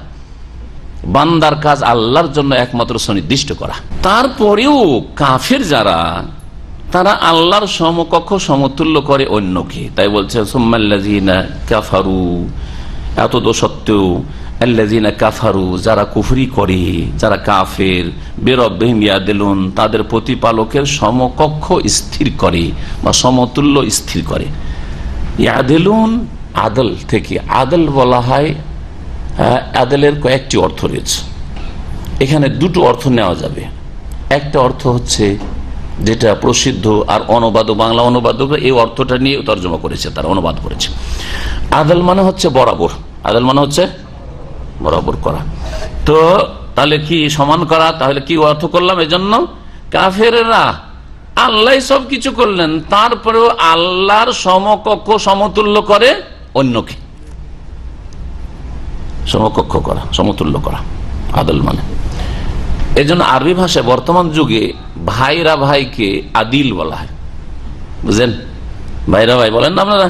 কোন কোন অঞ্চলে সাড়ু বলে, ছোট হলে সাড়ু, আবার বড় হলে ভাইরা, আবার ভাগ আছে ওদের এলাকায়, যে রাজশাহী মালদহ এলাকা আমাদের এটা ভাগ আছে। ভাইরা ভাইকে আদিল কেন বলা হয়? আপনার সমকক্ষ, যার মেয়েকে আপনি বিয়ে করেছেন ওর মেয়েকে ও বিয়ে করতে পেরেছে, ঠিক না? সমকক্ষ না, সমতুল্য না? না আপনার বেশি দখল আছে, এই আমি বড় মেয়ে কমকের বিয়ে করছি, আমি বেশি জাঁদরেল, বাহাদুরি দেখো। অনেক ভাইরা আছে বাহাদুরি দেখে, আমি পুরাতন, হয় পুরাতনটা বেশি বাহাদুরি দেখায়, না নতুনটা বাহাদুরি দেখায়, যে আমি নতুন বর এসছি, সুতরাং ওর বাহাদুরি বেশি, আবার ওর খাতির টাতির বেশি, ওর জন্য মানে খাওয়া দাওয়ার স্পেশাল ব্যবস্থা করে শ্বশুর শাশুড়িরা, আবার নতুন জামাইয়ের জন্য। না, সমান হক আছে, তো এই জন্য আদিল বলে। আর ওরা কি বলে আজকাল? হাজা আদিল, এটা আমার ভাইরা, সমকক্ষ সমতুল্য। আদলের আর একটি অর্থ হয় সুবিচার করা, ইনসাফ করা। ইন্নাল্লাহ ইয়ামুরু বিল আদলি ওয়াল ইহসান, আল্লাহ তোমাদেরকে সুবিচারের নির্দেশ দিচ্ছেন। সুবিচার মানে সমান করা নাই, সমান করলে সবসময় সুবিচার হয় না, যার যতটা প্রাপ্য দিলে কি হয়? সুবিচার কায়েম হয়। এই জন্য মনে রাখবেন, ইসলাম কখনো সাম্য শিখায়নি, সমান অধিকার শিখায়নি। কি শিখিয়েছে? সুবিচার শিখিয়েছে, ন্যায্য অধিকার শিখিয়েছে। এটা হচ্ছে নাস্তিকদের কথা, মূর্খদের কথা, হ্যাঁ, ইসলাম দুশ্মনদের কথা, যে আমরা দেশে সাম্য চাই, সমান অধিকার চাই, সুতরাং পুরুষদেরকে চাকরি দিয়েছি, নারীদেরকেও চাকরি দিতে চাই, পুরুষদেরকে যেহেতু এমপি বানিয়েছি, নারীদেরকে এমপি বানাতে চাই, পুরুষদেরকে চেয়ারম্যান বানিয়েছি, সুতরাং নারীদেরকে চেয়ারম্যান বানাতে চাই, মন্ত্রী বানাতে চাই। এটা ইসলাম নয়, ইসলাম নয়। সাম্যই যদি হক হইতো, অন্ধকার, এই যে অন্ধকার বললাম, সাম্য তাহলে অন্ধকার, হ্যাঁ, সমান অধিকার অন্ধকার, আর ন্যায্য অধিকার আর সুবিচার হচ্ছে আলো, নূর। তাই যদি হয় তাহলে আপনাকে যারা এই সব কথার প্রবক্তা তাদেরকে বলবো যে তোমার স্ত্রী একদিন কিচেনে রান্না করবে, আর একদিন তুমি করো, বা সমান সমান রান্না করো, স্ত্রী বসে থাকবে, কাজে নিয়ে যাও, ঠিক আছে, তোমার সাথে কাজে নিয়ে যাও, কারণ যখন সমান অধিকার সাম্য চাও, ঠিক আছে, তুমিও কাজ করো, বাইরে মাঠে ঘাটে হাট বাজার করো, সেও হাট বাজার করে বেড়াক, আর রাস্তাঘাটে কলকারখানায় ঘুরে বেড়াক, আর তারপরে এসে একসাথে রান্না বান্না করো। কি সুখ শান্তি বাড়িতে নেমে আসে দেখো। বাড়িতে মাথা গরম করে, যেহেতু স্বামী মাথা গরম করে এসছে, আমি খেতে চাই, পেটে খিদা লেগে আছে, স্ত্রী এদিকে চাকরি করে আসছে, কি করে ওকে বলবে যে তুই চাকরিও করে আয় বা রান্নাও কর, পাক শাক তোকে করতে হবে, কোথায় পেলেন? তাহলে যারা কি করে সাম্য সাম্য বলে, তারা কোথায় সাম্য? যারা বলে সমান অধিকার কোথায়? স্বামী স্ত্রী মিয়া বিবি দুজনে চাকরি করছে, আসার পরে মেজাজ গরম করে বসে আছে, ও লম্বা হয়ে শুয়ে আছে, ও বেচারি মহিলা চাকরি ডিউটি করে এসে পাক শাক করে দেবে তো খাবে, আর মাঝে মাঝে মেজাজ দেখাবে, দেরি কেন হইল? হ্যাঁ, সমান অধিকার মিথ্যুকেরা, এরা ইজ্জত হরণ করতে চায় নারী জাতির। সমান অধিকার বলে কিছুই নেই আসলে, আর এতে কোনো শান্তি নেই। যেই বাড়িতে ন্যায্য অধিকার আছে, সুবিচার আছে, সুবিচার, আমি বাইরে মেহনত করে, বাইরের যত ঝুট ঝামেলা আর যত সমস্যা সবগুলির সমাধান আমি করে আসছি। রুজি রোজগার করতে হবে, আর ছেলে মেয়েদেরকে স্কুল মাদ্রাসায় পৌঁছাতে হবে, আর তারপরে যা কিছু করতে হবে, বাইরের জমি জায়গা দেখতে হবে, ক্ষেত খামার দেখতে হবে, যার যে ব্যবসা বাণিজ্য দেখতে হবে, হ্যাঁ, হিসাব নিকাশ দেখতে হবে, সব আমি দেখছি বাইরের। হ্যাঁ, আর ঘরের অনেক কাজ রয়েছে, সেই কাজগুলি তোমার স্ত্রীকে বলছেন আপনি। এটা হচ্ছে সুবিচার, এটা হচ্ছে ন্যায্য অধিকার, এটা হচ্ছে ন্যায্য অধিকার। আদলের কয়টি অর্থ বললাম? দুটি। তো এইখানে ওই তাহলে সুবিচার, যেটা আদল মানে সুবিচার, সেখান থেকে হয়তো আদল কাছাকাছি অর্থ ওইটা, যদিও পার্থক্য আছে দুটোতে। সমান হওয়া, সমকক্ষ সমতুল্য করা আর ইনসাফ করা, সুবিচার করা এক জিনিস নয়। তাহলে দুটো অর্থ কাছাকাছি, কিন্তু দুটো এক জিনিস নয়।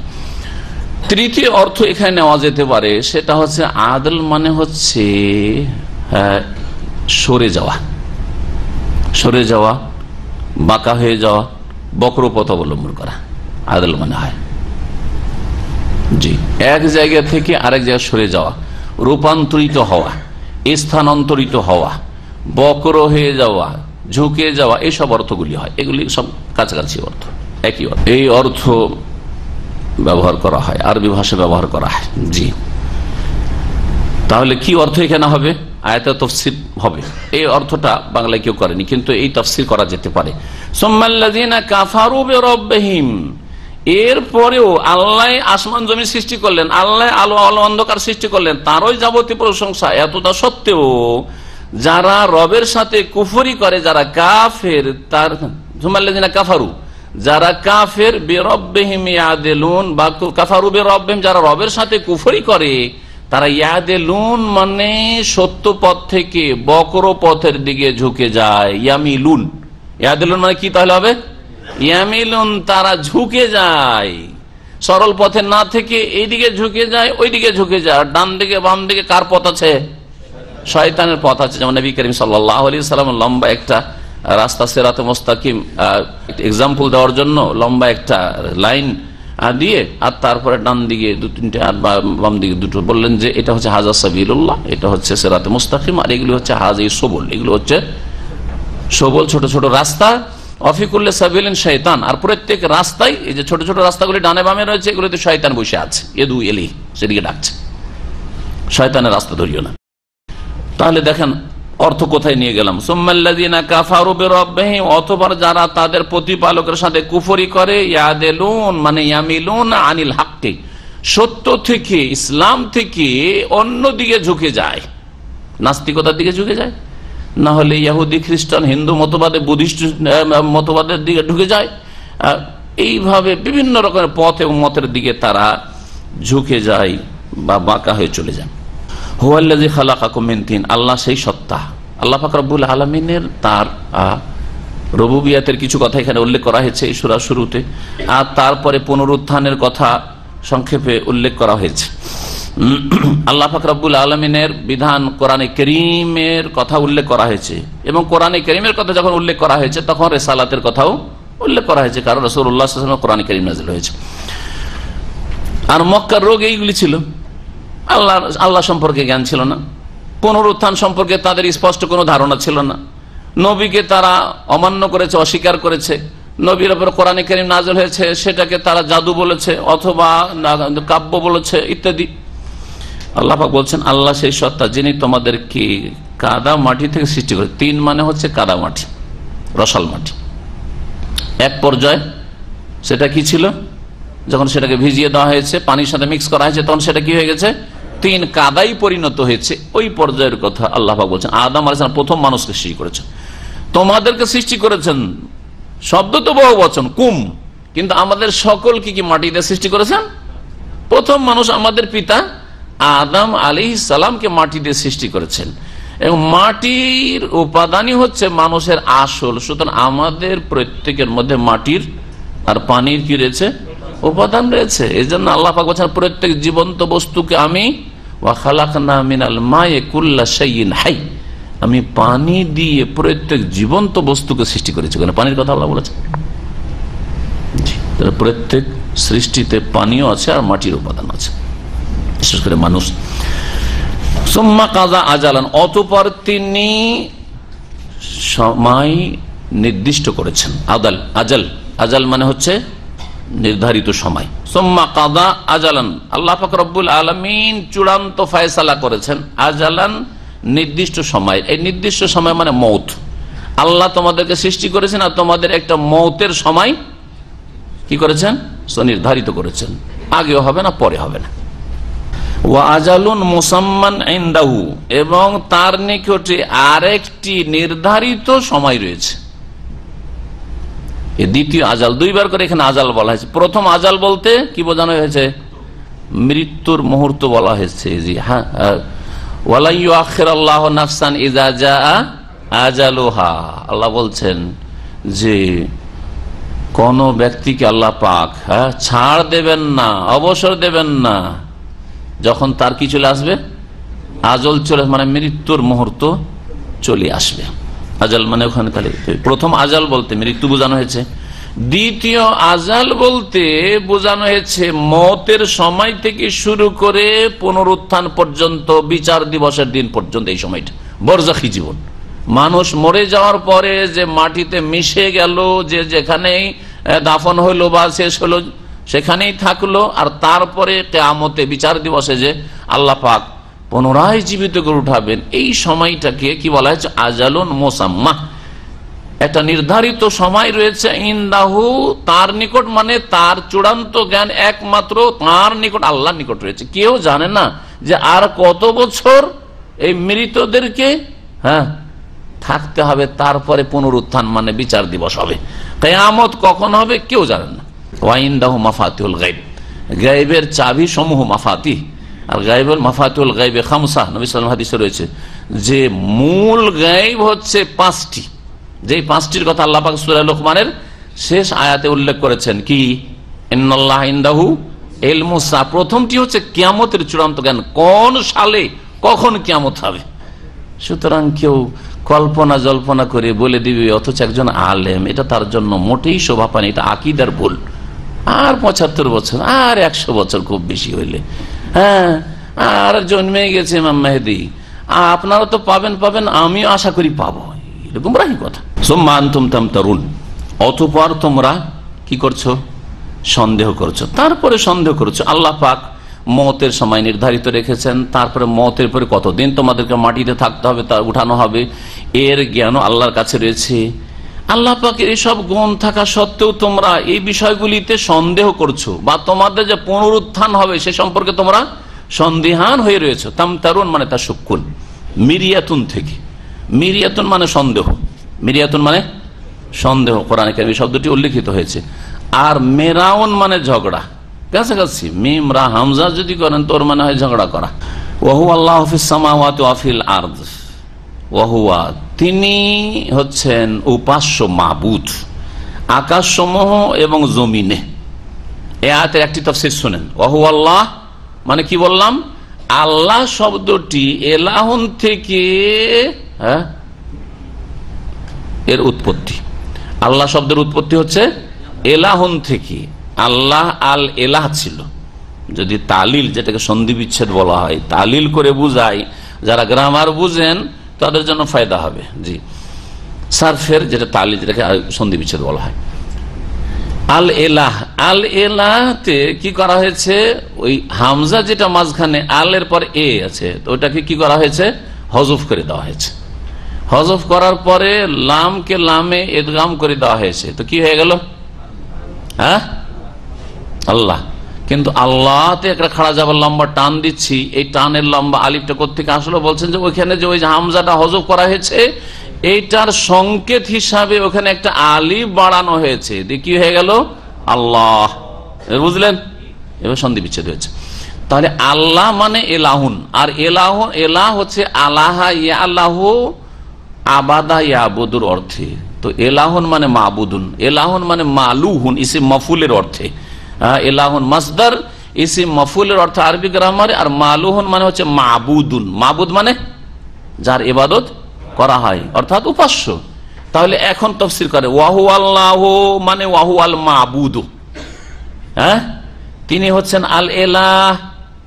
আল্লাহ মানে আল এলাহ, তিনি হচ্ছেন উপাস্য যার ইবাদত বন্দেগী করা হয়। ফিস সামাওয়াতি আকাশেও, ওয়াল আরজে আর জমিনেও। আকাশে যারা আছেন ফেরেশতা মালায়েকা তারাও ইবাদত বন্দেগী করেন, আর জমিনে যারা আছে জিন ইনসান তাদের অধিকাংশ কুফরি করলেও তাদেরকে আল্লাহ সৃষ্টি করেছেন ইবাদত বন্দেগীর জন্য। আর সমস্ত মাখলুকাত আল্লাহ পাকের গুণগান করে। ওয়াইন মিন শাইইন ইল্লা ইউসাব্বিহু বিহামদিহি, সমস্ত ইউসাব্বিহু লিল্লাহি মা ফিস সামাওয়াতি ওয়া মা ফিল, আকাশে এবং জমিনে যা কিছু রয়েছে সবকিছু আল্লাহ পাকের গুণগান করে, মহিমা ঘোষণা করে, পবিত্রতা ঘোষণা করে, তাসবিহ পাঠ। আল্লাহ সূরা বনী ইসরাঈল বলেছেন ওয়ালাকিন লা তাফকাহুনা তাসবিহাহুম, তাসবিহ বুঝো না। সবকিছু আল্লাহ পাকের গুণগান করছে, বুঝো না, উপলব্ধি করো না তোমরা। তাহলে আল্লাহ মানে একটি তাফসীর কি করলাম, মাবুদ, তিনি উপাস্য মাবুদ আকাশে এবং জমিনে। তার ইবাদত আকাশেও করা হয়, জমিনে করা হয়। দ্বিতীয় তাফসীর শুনেন। দ্বিতীয় তাফসীর হচ্ছে যে তিনি আল্লাহ, আকাশেও তিনি আল্লাহ, জমিনেও তিনি আল্লাহ। মানে এই আল্লাহ নামটি যেমন জমিনে আমাদেরকে আল্লাহ জানিয়েছেন, আল্লাহর নাম কি আল্লাহ।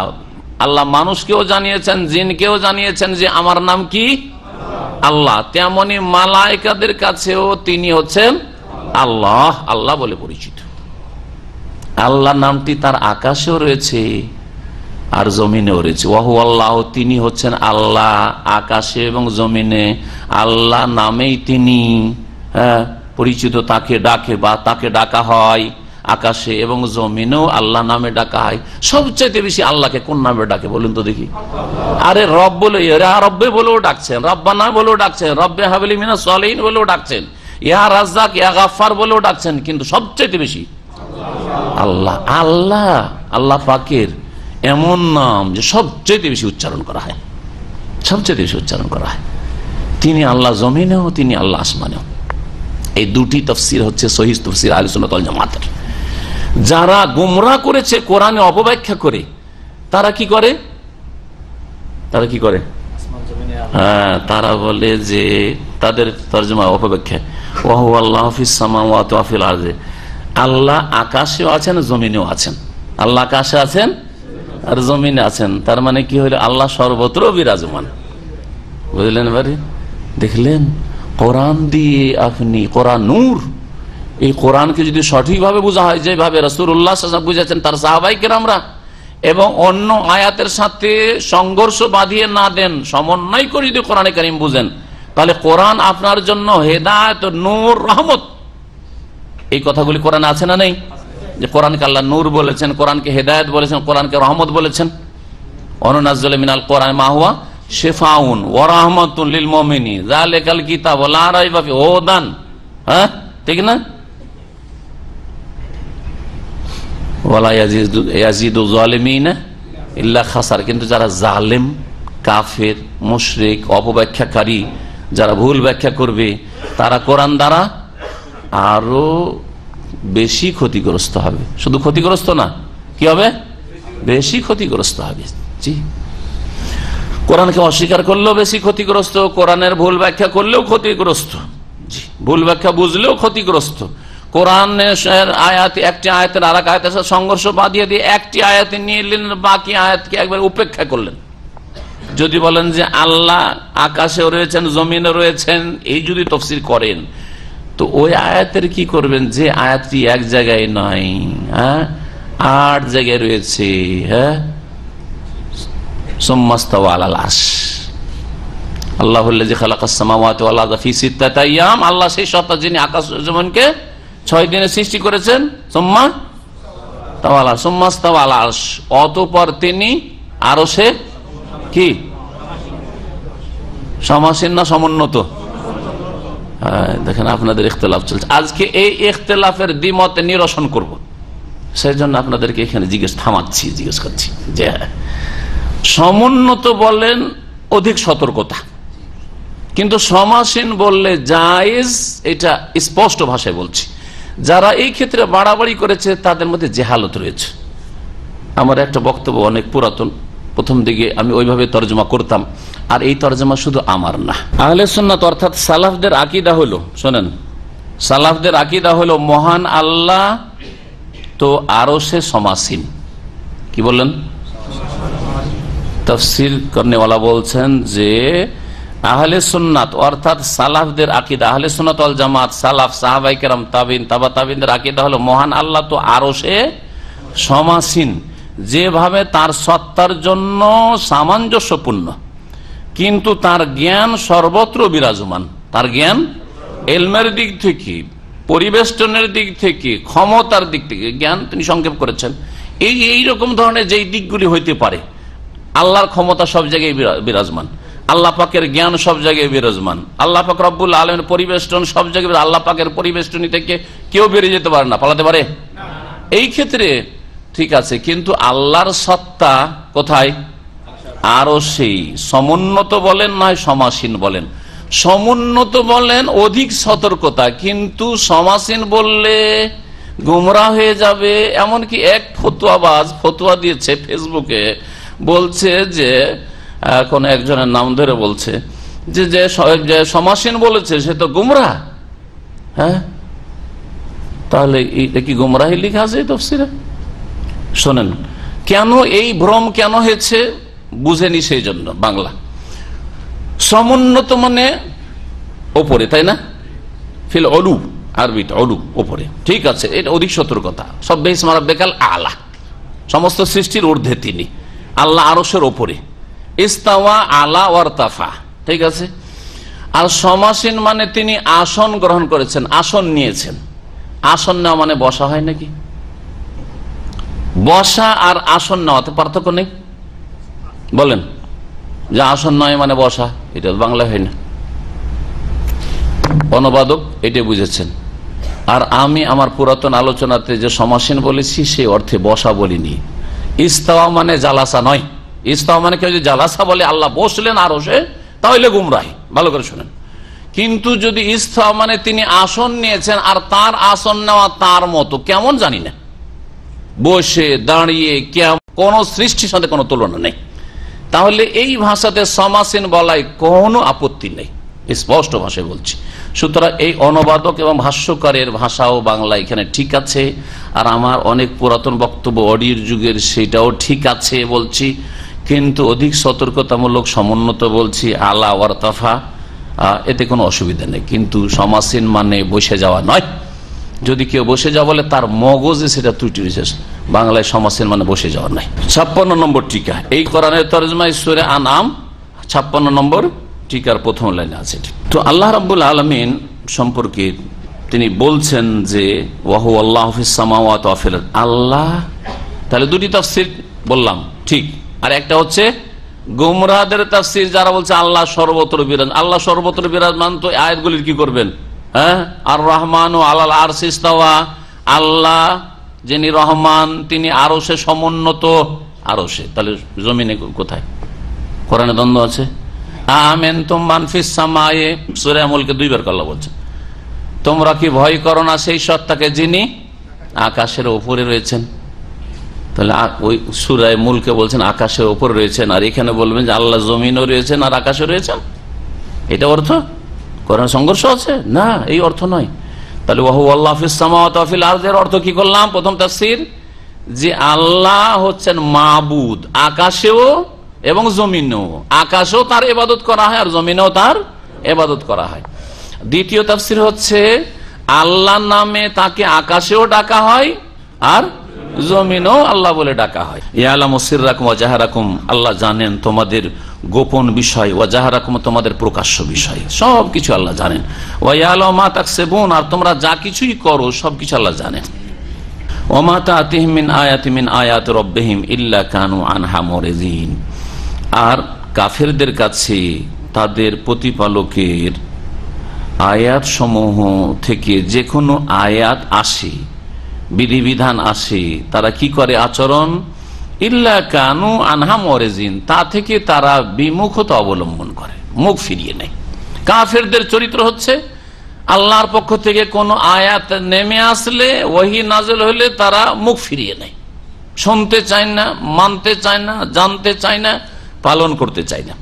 ফাকাদ কাযযাবু বিল হক, সুতরাং তারা সত্যকে মিথ্যা জ্ঞান করেছে, মিথ্যা প্রতিপন্ন করে, সত্যকে অস্বীকার করেছে, অমান্য করেছে।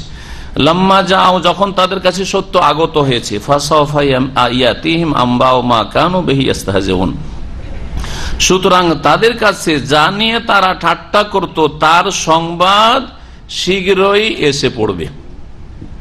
কি নিয়ে তারা ঠাট্টা করত?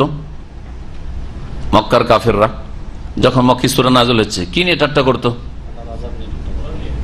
প্রথম রিসালাতের কথা এখানে বলা হচ্ছে, রাসূলুল্লাহ সাল্লাল্লাহু আলাইহি ওয়াসাল্লামের সাথে উপহাস করত, ঠাট্টা করত। হ্যাঁ, আর রাসূলুল্লাহ সাল্লাল্লাহু আলাইহি ওয়াসাল্লাম যা নাযিল হচ্ছে তা নিয়ে তার ঠাট্টা মজাক করত। রাসূলুল্লাহ সাল্লাল্লাহু আলাইহি ওয়াসাল্লাম বলতো যে শায়ের, কবি, তাহলে তিনি যদি কবি হন তো কোরআন হচ্ছে কবিতা, কাব্য।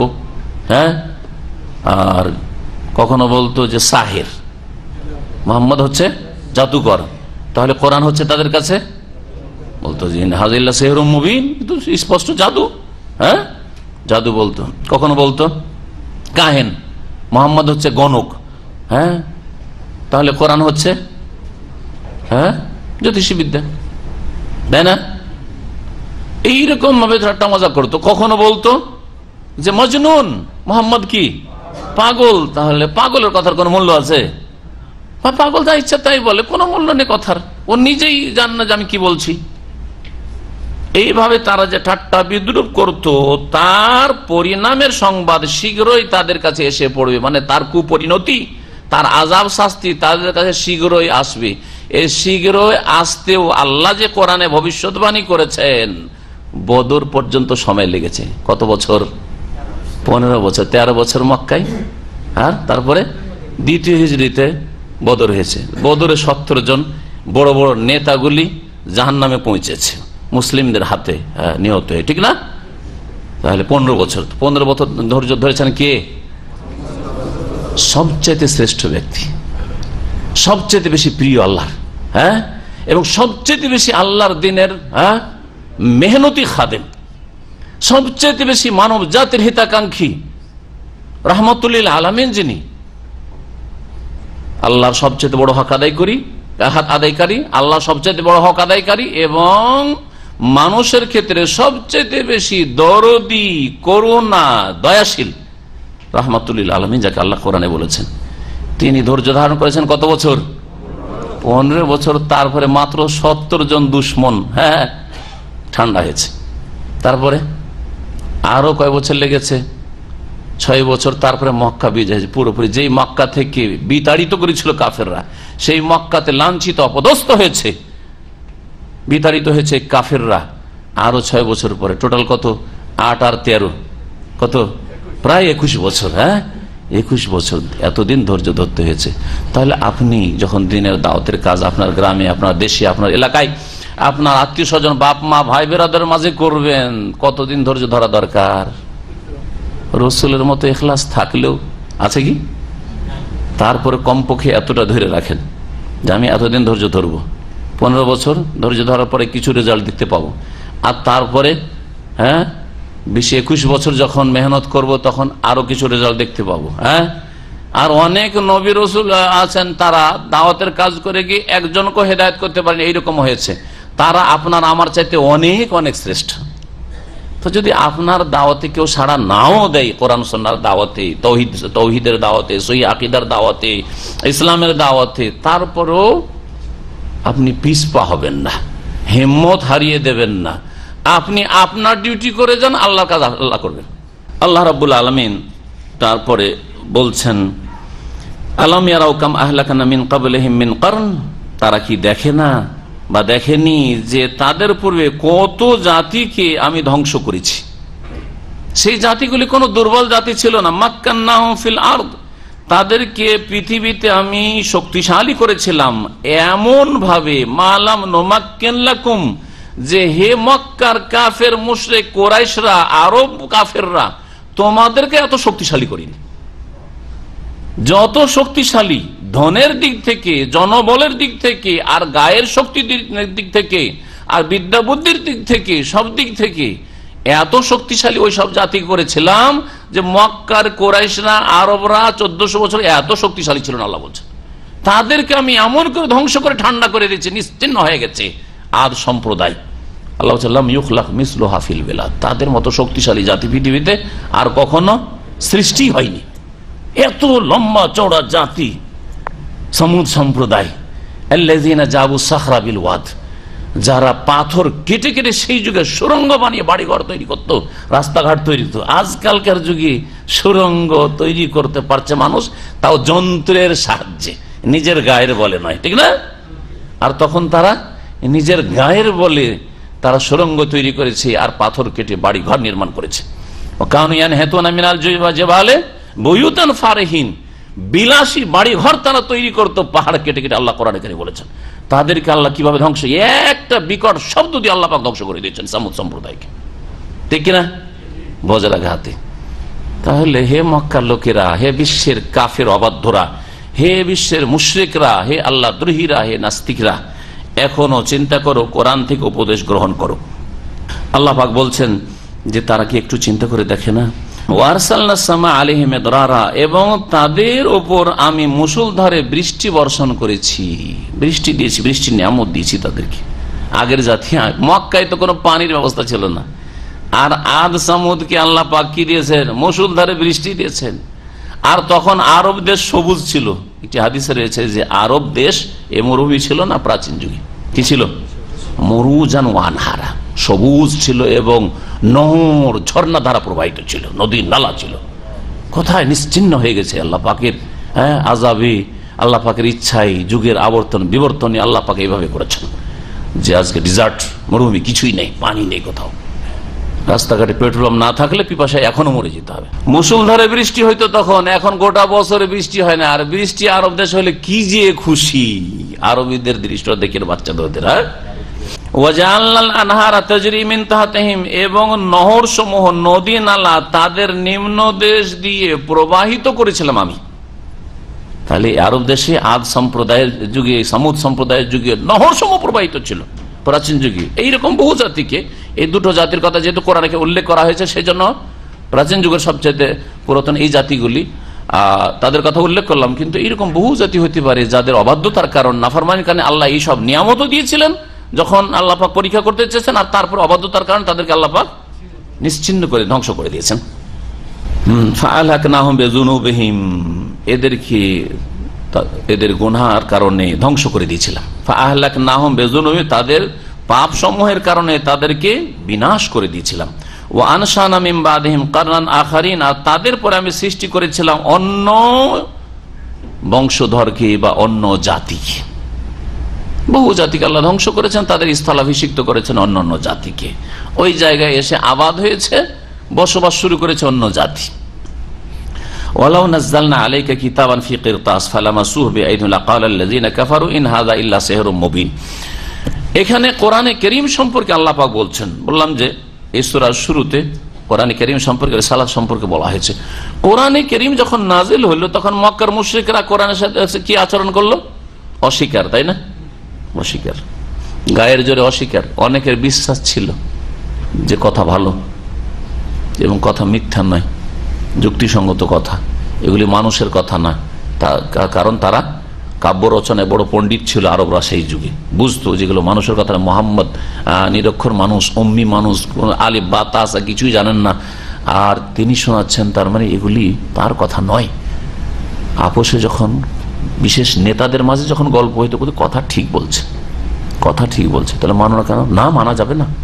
আমাদের নেতৃত্ব চলে যাবে, আমাদের দাপট চলে যাবে, এই ইয়াতিমের গোলামি করবো নাকি? জি, অধিকাংশ লোক অহংকারে ধ্বংস হয়েছে। আজকে মাদ্রাসা পড়ুয়া শিরক বিদআত যারা করে আর শিরক বিদআতের আকীদা রাখে, এদের দশাটা ঠিক ওই রকমই। সবচেয়ে বড় দাওয়াতি কাজে এরাই বাধা সৃষ্টি করে। জি, কারণ অহংকার, মান সম্মান নিয়ে টানাটানি। সেই আকীদার কথা স্পষ্ট হইলেও বলবে না। হ্যাঁ, ভিতরে ভিতরে বলছে কথা ভালো, এরা আলেম ভালো, কিন্তু না, মানা যাবে না এদের কথা। জি, দলিল সহ কথা বলে, হ্যাঁ এদের তাফসীর ভালো, তারপর মানা যাবে না। এইরকম বেশ কিছু ঘটনা রয়েছে। দিনে তারা, মক্কার মুশরিকরা নেতারা দিনে জনগণকে নিষেধ করত, খবরদার মোহাম্মদের কাছে যাবি না, আর মোহাম্মদের যদি কে কোরআন শুনেছি খবর আছে। ভয়ে জনগণ শুনতো না। আর রাতের অন্ধকারে নবী করিম সাল্লাল্লাহু আলাইহি ওয়াসাল্লাম যখন বাড়িতে কোরআন পড়তেন, হ্যাঁ দারুল আরকামে, তখন লুকিয়ে লুকিয়ে সে শুনত, লুকিয়ে লুকিয়ে শুনত। ও যে বললো তো, পরামর্শ করছে যে কথাগুলো কেমন, বলছে খুব ভালো। এসব রিওয়ায়াত রয়েছে, হাদিস রয়েছে যে এইরকম তাদের মন্তব্য ছিল, কিন্তু না, মানা যাবে না, মানা যাবে না। আল্লাহ পাক বলছেন যে এরা যে চ্যালেঞ্জ করে, তুমি যে কোনো মুজিজা এনে দাও, মানবে না। আসলে যারা মানবে না, মানবে না, মুজিজা আসলেও মানবে না। ওয়ালাউ নাযালনা আলাইকা কিতাবান ফি কিরতাস, আল্লাহ পাক বলছে, হে নবী, তোমার প্রতি যদি এই কিতাব নাজিল করি, ফি কিরতাসিন, কাগজে লিখিত ভাবে। কোরআনে কারীম নাজিল হইতো লিখিত, কিভাবে নাজিল হইতো? নবী সাল্লাল্লাহু আলাইহি ওয়াসাল্লামের কাছে যখন ওহী নাজিল হইতো কোরআনে কারীমে, তখন কিভাবে নাজিল হইতো? পেপারে আসতো কি? হ্যাঁ, কোন গাছের বাকলে, সে যে গাছের বাকলে লিখা হইতো, অথবা চামড়ায় লিখা হইতো, অথবা পাথরে লিখা হইতো। ওই যুগটা ওইরকম ছিল। তারপর প্রথম কাগজ তৈরি হয় ওমাই আমলে হয়নি, আব্বাসী আমলে প্রথম কাগজ তৈরি হয়েছে বাগদাদ থেকে। আর এই ক্ষেত্রে মুসলিমরা অগ্রগামী ছিল, কারণ ইসলাম সবচেয়ে শক্তিশালী দিন ছিল এবং মুসলিমরা সবচেয়ে বেশি শক্তিশালী ছিল, ইসলামী খেলাফত সবচেয়ে বিশ্বে শক্তিশালী ছিল। প্রথম কাগজ তৈরি হয়েছে আব্বাসী খেলাফত আমলে, তার আগে লিখা হইতো। তো নবী করিম সাল্লাল্লাহু আলাইহি ওয়াসাল্লাম যখন নাজেল হইতো, কিসে নাজেল হইতো? হ্যাঁ, কিসে নাজেল হইতো? লিখিত ভাবে না শুনিয়ে দেওয়া হইতো? পড়িয়ে দেওয়া হইতো। কাকে? নবী সাল্লাল্লাহু আলাইহি ওয়াসাল্লামকে পড়িয়ে দেওয়া হইতো, শুনিয়ে দেওয়া হইতো। আর নবী সাল্লাল্লাহু আলাইহি ওয়াসাল্লাম শোনার পরে সাথে সাথে আয়ত্ত করে নিতেন। একবার ভালো করে শুনলেই তিনি আয়ত্ত করে নিতেন, বারবার পড়ে মুখস্থ করতে হইতো না, বারবার জিবরাইল আলাইহিস সালাম রিপিট করতেন না। কেউ যদি বারবার ভুল কথা, কোনো দলিল প্রমাণ নেই। আল্লাহ কোরআনে এই জন্য বলেছেন যে লা তুহাররিক বিহি লিসানাকা লিতাআজালা বিহি ইন্না আলাইনা জামআহু ওয়া কুরআনা ফাইযা ক্বারানাহু ফাত্তাবি কুরআনা। হে নবী, নবী সাল্লাল্লাহু আলাইহি ওয়াসাল্লামের উপর যখন প্রথম আয়াত সূরা নাযিল হইতো, যেমনই বলতে লাগতেন, পড়তে লাগতেন জিবরাইল আলাইহিস সালাম, তেমন তাড়াতাড়ি তিনিও পড়তে লাগতেন আয়াত শেষ হওয়ার আগে। যেমন ছোট ছোট বাচ্চাদেরকে আমরা দোয়া শিখাই, সাথে সাথে বলতে লাগে। আপনার আয়াতটা বা দোয়াটা পুরা করতে দেন, একটা বাক্য সাথে সাথে পড়তে লাগে, তাই না?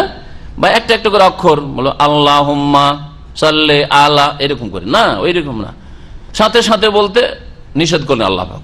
তাড়াহুড়া করিও না তুমি হে নবী, লিতাআজালা বিহি, যে তাড়াতাড়ি তুমি আয়ত্ত করবে।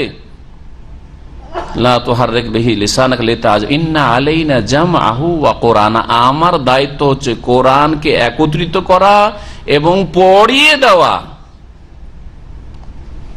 তারপরে আল্লাহ কি বলছেন? সুম্মা ইন্না আলাইনা, এমনকি তার ব্যাখ্যা বিশ্লেষণ করে দাও আমার দায়িত্ব। আর এক আয়াতে এই বিষয়টি বলেছেন। তো নবী করিম সাল্লাল্লাহু আলাইহি ওয়াসাল্লাম ফাইযা ক্বারানাহু ফাত্তাবি কুরআনা, যখন আমি পড়িয়ে দেব, মানে আমার ফেরেশতা জিবরাইল পড়িয়ে দেবে, তখন এই পড়ার তুমি অনুসরণ করিও, ফলো করিও, মানে পুরোটাকে তুমি শোনো, পুরোটাকে শুনে তুমি আয়ত্ত করো। আর যেমনই বলতে লেগেছেন জিবরাইল আলাইহিস সালাম, তেমনই তুমি বলতে লাগবে না, এটা করিও না। তা নবী করিম সাল্লাল্লাহু আলাইহি ওয়াসাল্লামকে একবার সুন্দর করে শুনিয়ে দিতেন জিবরাইল আলাইহিস সালাম, আর তিনি আয়ত্ত করে নিতেন। এটি ছিল কোরআন নাজেলের তরিকা। আল্লাহ পাক বলছেন আমি ওইভাবে নাজেল করাই, ওরা তো দেখতে পায় না, মক্কার মুশরিকরা দেখতে পাচ্ছে কি যে কখন কোরআন নাজেল হইলো আর না হইলো দেখতে পাই না। কখনো জিবরাইল আলাইহিস সালাম মানুষের রূপ ধরে আসতেন, কখনো রূপ ধরে আসতেন না, অধিকাংশ সময় তিনি রূপ ধরে আসতেন না। একটি আওয়াজ হইতো, জানাজানকার আওয়াজ, বিভিন্ন রকম স্বপ্নেও কখনো ওহী হইতো নবী করিম সাল্লাল্লাহু আলাইহি সাল্লামকে। তো আল্লাহ পাক বলছেন যে এইভাবে ওহী নাজিল করাই যদি তারা সন্দিহান হয়, বিশ্বাস না করে, আমি যদি লিখিত ভাবেও নামিয়ে দিই কোরআন তবু বিশ্বাস করবে না। ওয়ালাউ নাযালনা আলাইকা কিতাবান ফি কিরতাস, হে নবী তোমার প্রতি যদি আমি কিতাব আল কোরআন নাজিল করি ফি কিরতাসিন, কাগজে লিখিত অবস্থায়। কিরতাসুন মানে কাগজ। আজকাল সৌদি আরবেও স্টেশনারি যেগুলো দোকান, ওগুলোকে কি লেখা থাকে? কিরতাসিয়া লেখা থাকে, কিরতাসিয়া স্টেশনারি দোকান।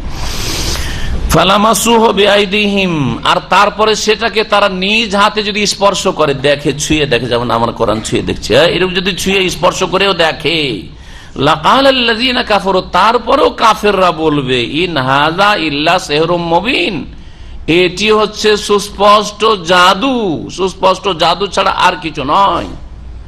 তারপরেও জাদু বলবে, তাহলে এদেরকে কি করে বিশ্বাস করানো যাবে? যারা বিশ্বাস করবে না করবে না, যারা হেদায়েত হবে না হবে না, বদনসিব। ওয়াকালু, আর মক্কার মুশরিক কাফেররা বলে লাউলা উনজিলা আলাইহি মালাক, আচ্ছা মুহাম্মদ যদি রাসূলই হইলেন আর তার কাছে কোরআন নাযিল হচ্ছে, তো তার সাথে একটা ফেরেশতা কেন নেমে আসে না? ফেরেশতা মালায়েকা নেমে আসবে, আসার পরে বলবে, আমাদেরকে বলবে যে দেখো এ হচ্ছে আল্লাহ রসুল, আমি হচ্ছি ফেরেশতা, আমি সার্টিফাই করছি, আমাদেরকে বলুক তো বিশ্বাস করব। এই ধরনের চ্যালেঞ্জ করতো তারা। বললাউলা উনজিলা আলাইহি মালাক, নবীর ওপর যখন ওহী হয় তখন এক ফেরেশতা কেন নেমে আসে না? ফেরেশতা রূপে, উদ্দেশ্য তাদের ফেরেশতা রূপে নেমে আসে না। ওয়ালাউ আনজালনা মালাকান, আল্লাহ বলছেন আমি যদি ফেরেশতাকে ফেরেশতা রূপে নামিয়ে দিই, যে আসল রূপ রয়েছে, লাকুযিয়াল আমরু সুম্মা লা ইউনজারুন, তাহলে চূড়ান্ত ফয়সালা হয়ে যাবে, আর তারপরে তাদেরকে কোনো অবকাশ দেওয়া হবে না। অর্থাৎ ফেরেশতা নেমে আসবে, নেমে আসার পরে কোরআন নাজিল হবে আর সার্টিফাই করবে যে এই কোরআন আমি ফেরেশতা বলছি, আর তারপরে যদি না মানে আর মানবে না, যারা মানবে না তারা মানবে না, তখন আর কোনো কল্যাণ নেই, সাথে সাথেই এই মক্কাকে ধ্বংস করে দাও, মক্কাবাসীকে ধ্বংস করে দাও। এটাই চাও? আর মানুষের স্বভাব এটা, যে মানবে না ওকে যা কিছু দেন আপনি, আর যেইভাবে বলেন না কেন মানতে চাইবে না। সুতরাং তোমাদের পরিণামটা তো ধ্বংস ছাড়া আর কিছু থাকবে না। তারপরে আল্লাহ রাব্বুল আরো বলছেন এই মর্মে, ওয়ালাউ জাআলনাহু মালাকান, আচ্ছা ধরো আমি মালাক ফেরেশতাকে নামিয়ে দিলাম, ওহী নাজিল হচ্ছে তার সাথে সাথে ফেরেশতাকে নামিয়ে দিলাম, তাহলে সামনে দুটো অপশন আছে। একটা হচ্ছে ফেরেশতাকে ফেরেশতার রূপে অথবা মানুষের রূপে। যদি ফেরেশতার রূপে আল্লাহ পাঠান, তাহলে ফেরেশতাকে দেখে, মালায়েকাকে দেখে মানুষ বরদাস্ত করতে পারবে না, ভয়ে ভীত হয়ে মরে যাবে, ভয় ভীত হয়ে বাঁচতে পারবে না, থরথর করে কেঁপে হার্ট অ্যাটাক করে মারা যাবে। ফেরেশতা যদি এক্ষুনি নামে কোনো মানুষ বরদাস্ত করতে পারবে না, আসল রূপ ধরে যদি আসে ভয়ঙ্কর হবে আপনার জন্য। সুতরাং সে কোনো কথা বলবে আর সেটা মনোযোগ সহকারে শুনবে আর গ্রহণ করবে, এটার ক্ষমতা নেই, বাঁচতে পারবে না। আর যদি তোমরা যাতে করে স্থির থাকো, শান্ত থাকো, সেই জন্য ফেরেশতাকে যদি মানুষের রূপে আল্লাহ নামিয়ে দেন, তাহলে আরেক ঝামেলা। কি ঝামেলা? বলছে মোহাম্মদ মানুষেও মানুষ, কেন মানবো? ঠিক না? হ্যাঁ, মানুষ মোহাম্মদের সঙ্গী, ওর পার্টনার, ওর সমর্থক, হ্যাঁ, মুসা আর হারুনের মতো করে দিতে হবে, মানবো না, ঠিক না? তাহলে তো কাজ হবে না। সুতরাং ওই সব চ্যালেঞ্জ ফ্যালেঞ্জ উদ্দেশ্য তোমাদের সৎ না, অসৎ উদ্দেশ্য তোমাদের। ওয়ালাউ জাআলনাহু মালাকান, আমি যদি তাকে ফেরেশতা বানিয়ে দিই, লা জাআলনাহু রাজুলান, তাহলে তাকে কি করব? একজন মানুষের রূপ দিয়ে পাঠাবো, মানুষের রূপে পাঠাবো। ওয়ালা লাবাসনা আলাইহিম মা ইয়ালবিসুন, কারণ মানুষের রূপ ছাড়া তোমাদের কাছে পাঠানো যাবে না, বাঁচতে পারবে না। মানুষের রূপে যখন পাঠাবো তখন লা লাবাসনা আলাইহিম, তাদের ওপর গোলক ধাঁধা হয়ে যাবে, সেটা মায়ালবেসন, যাতে তারা আরো ধাঁধাই পড়ে যাবে, মানে অস্পষ্ট হয়ে যাবে। লাবাস না, এখানে লাবাসা ইয়ালবেসো, আরবি গ্রামারে যারা বেজরেব, যারা গ্রামার বুঝেন সার্ফ, এর মানে হয় একাকার হয়ে যাওয়া, অস্পষ্ট হয়ে যাওয়া। দুজন মানুষ বসে আছেন, আপনারা একজন এই যে ঝিমাচ্ছেন, ঠিক না?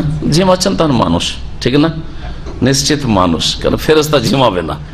কিন্তু এই লোকটা ফেরেশতা না কি কেমনে বুঝবো? তো মানুষের রূপে তো আছে, ঠিক না?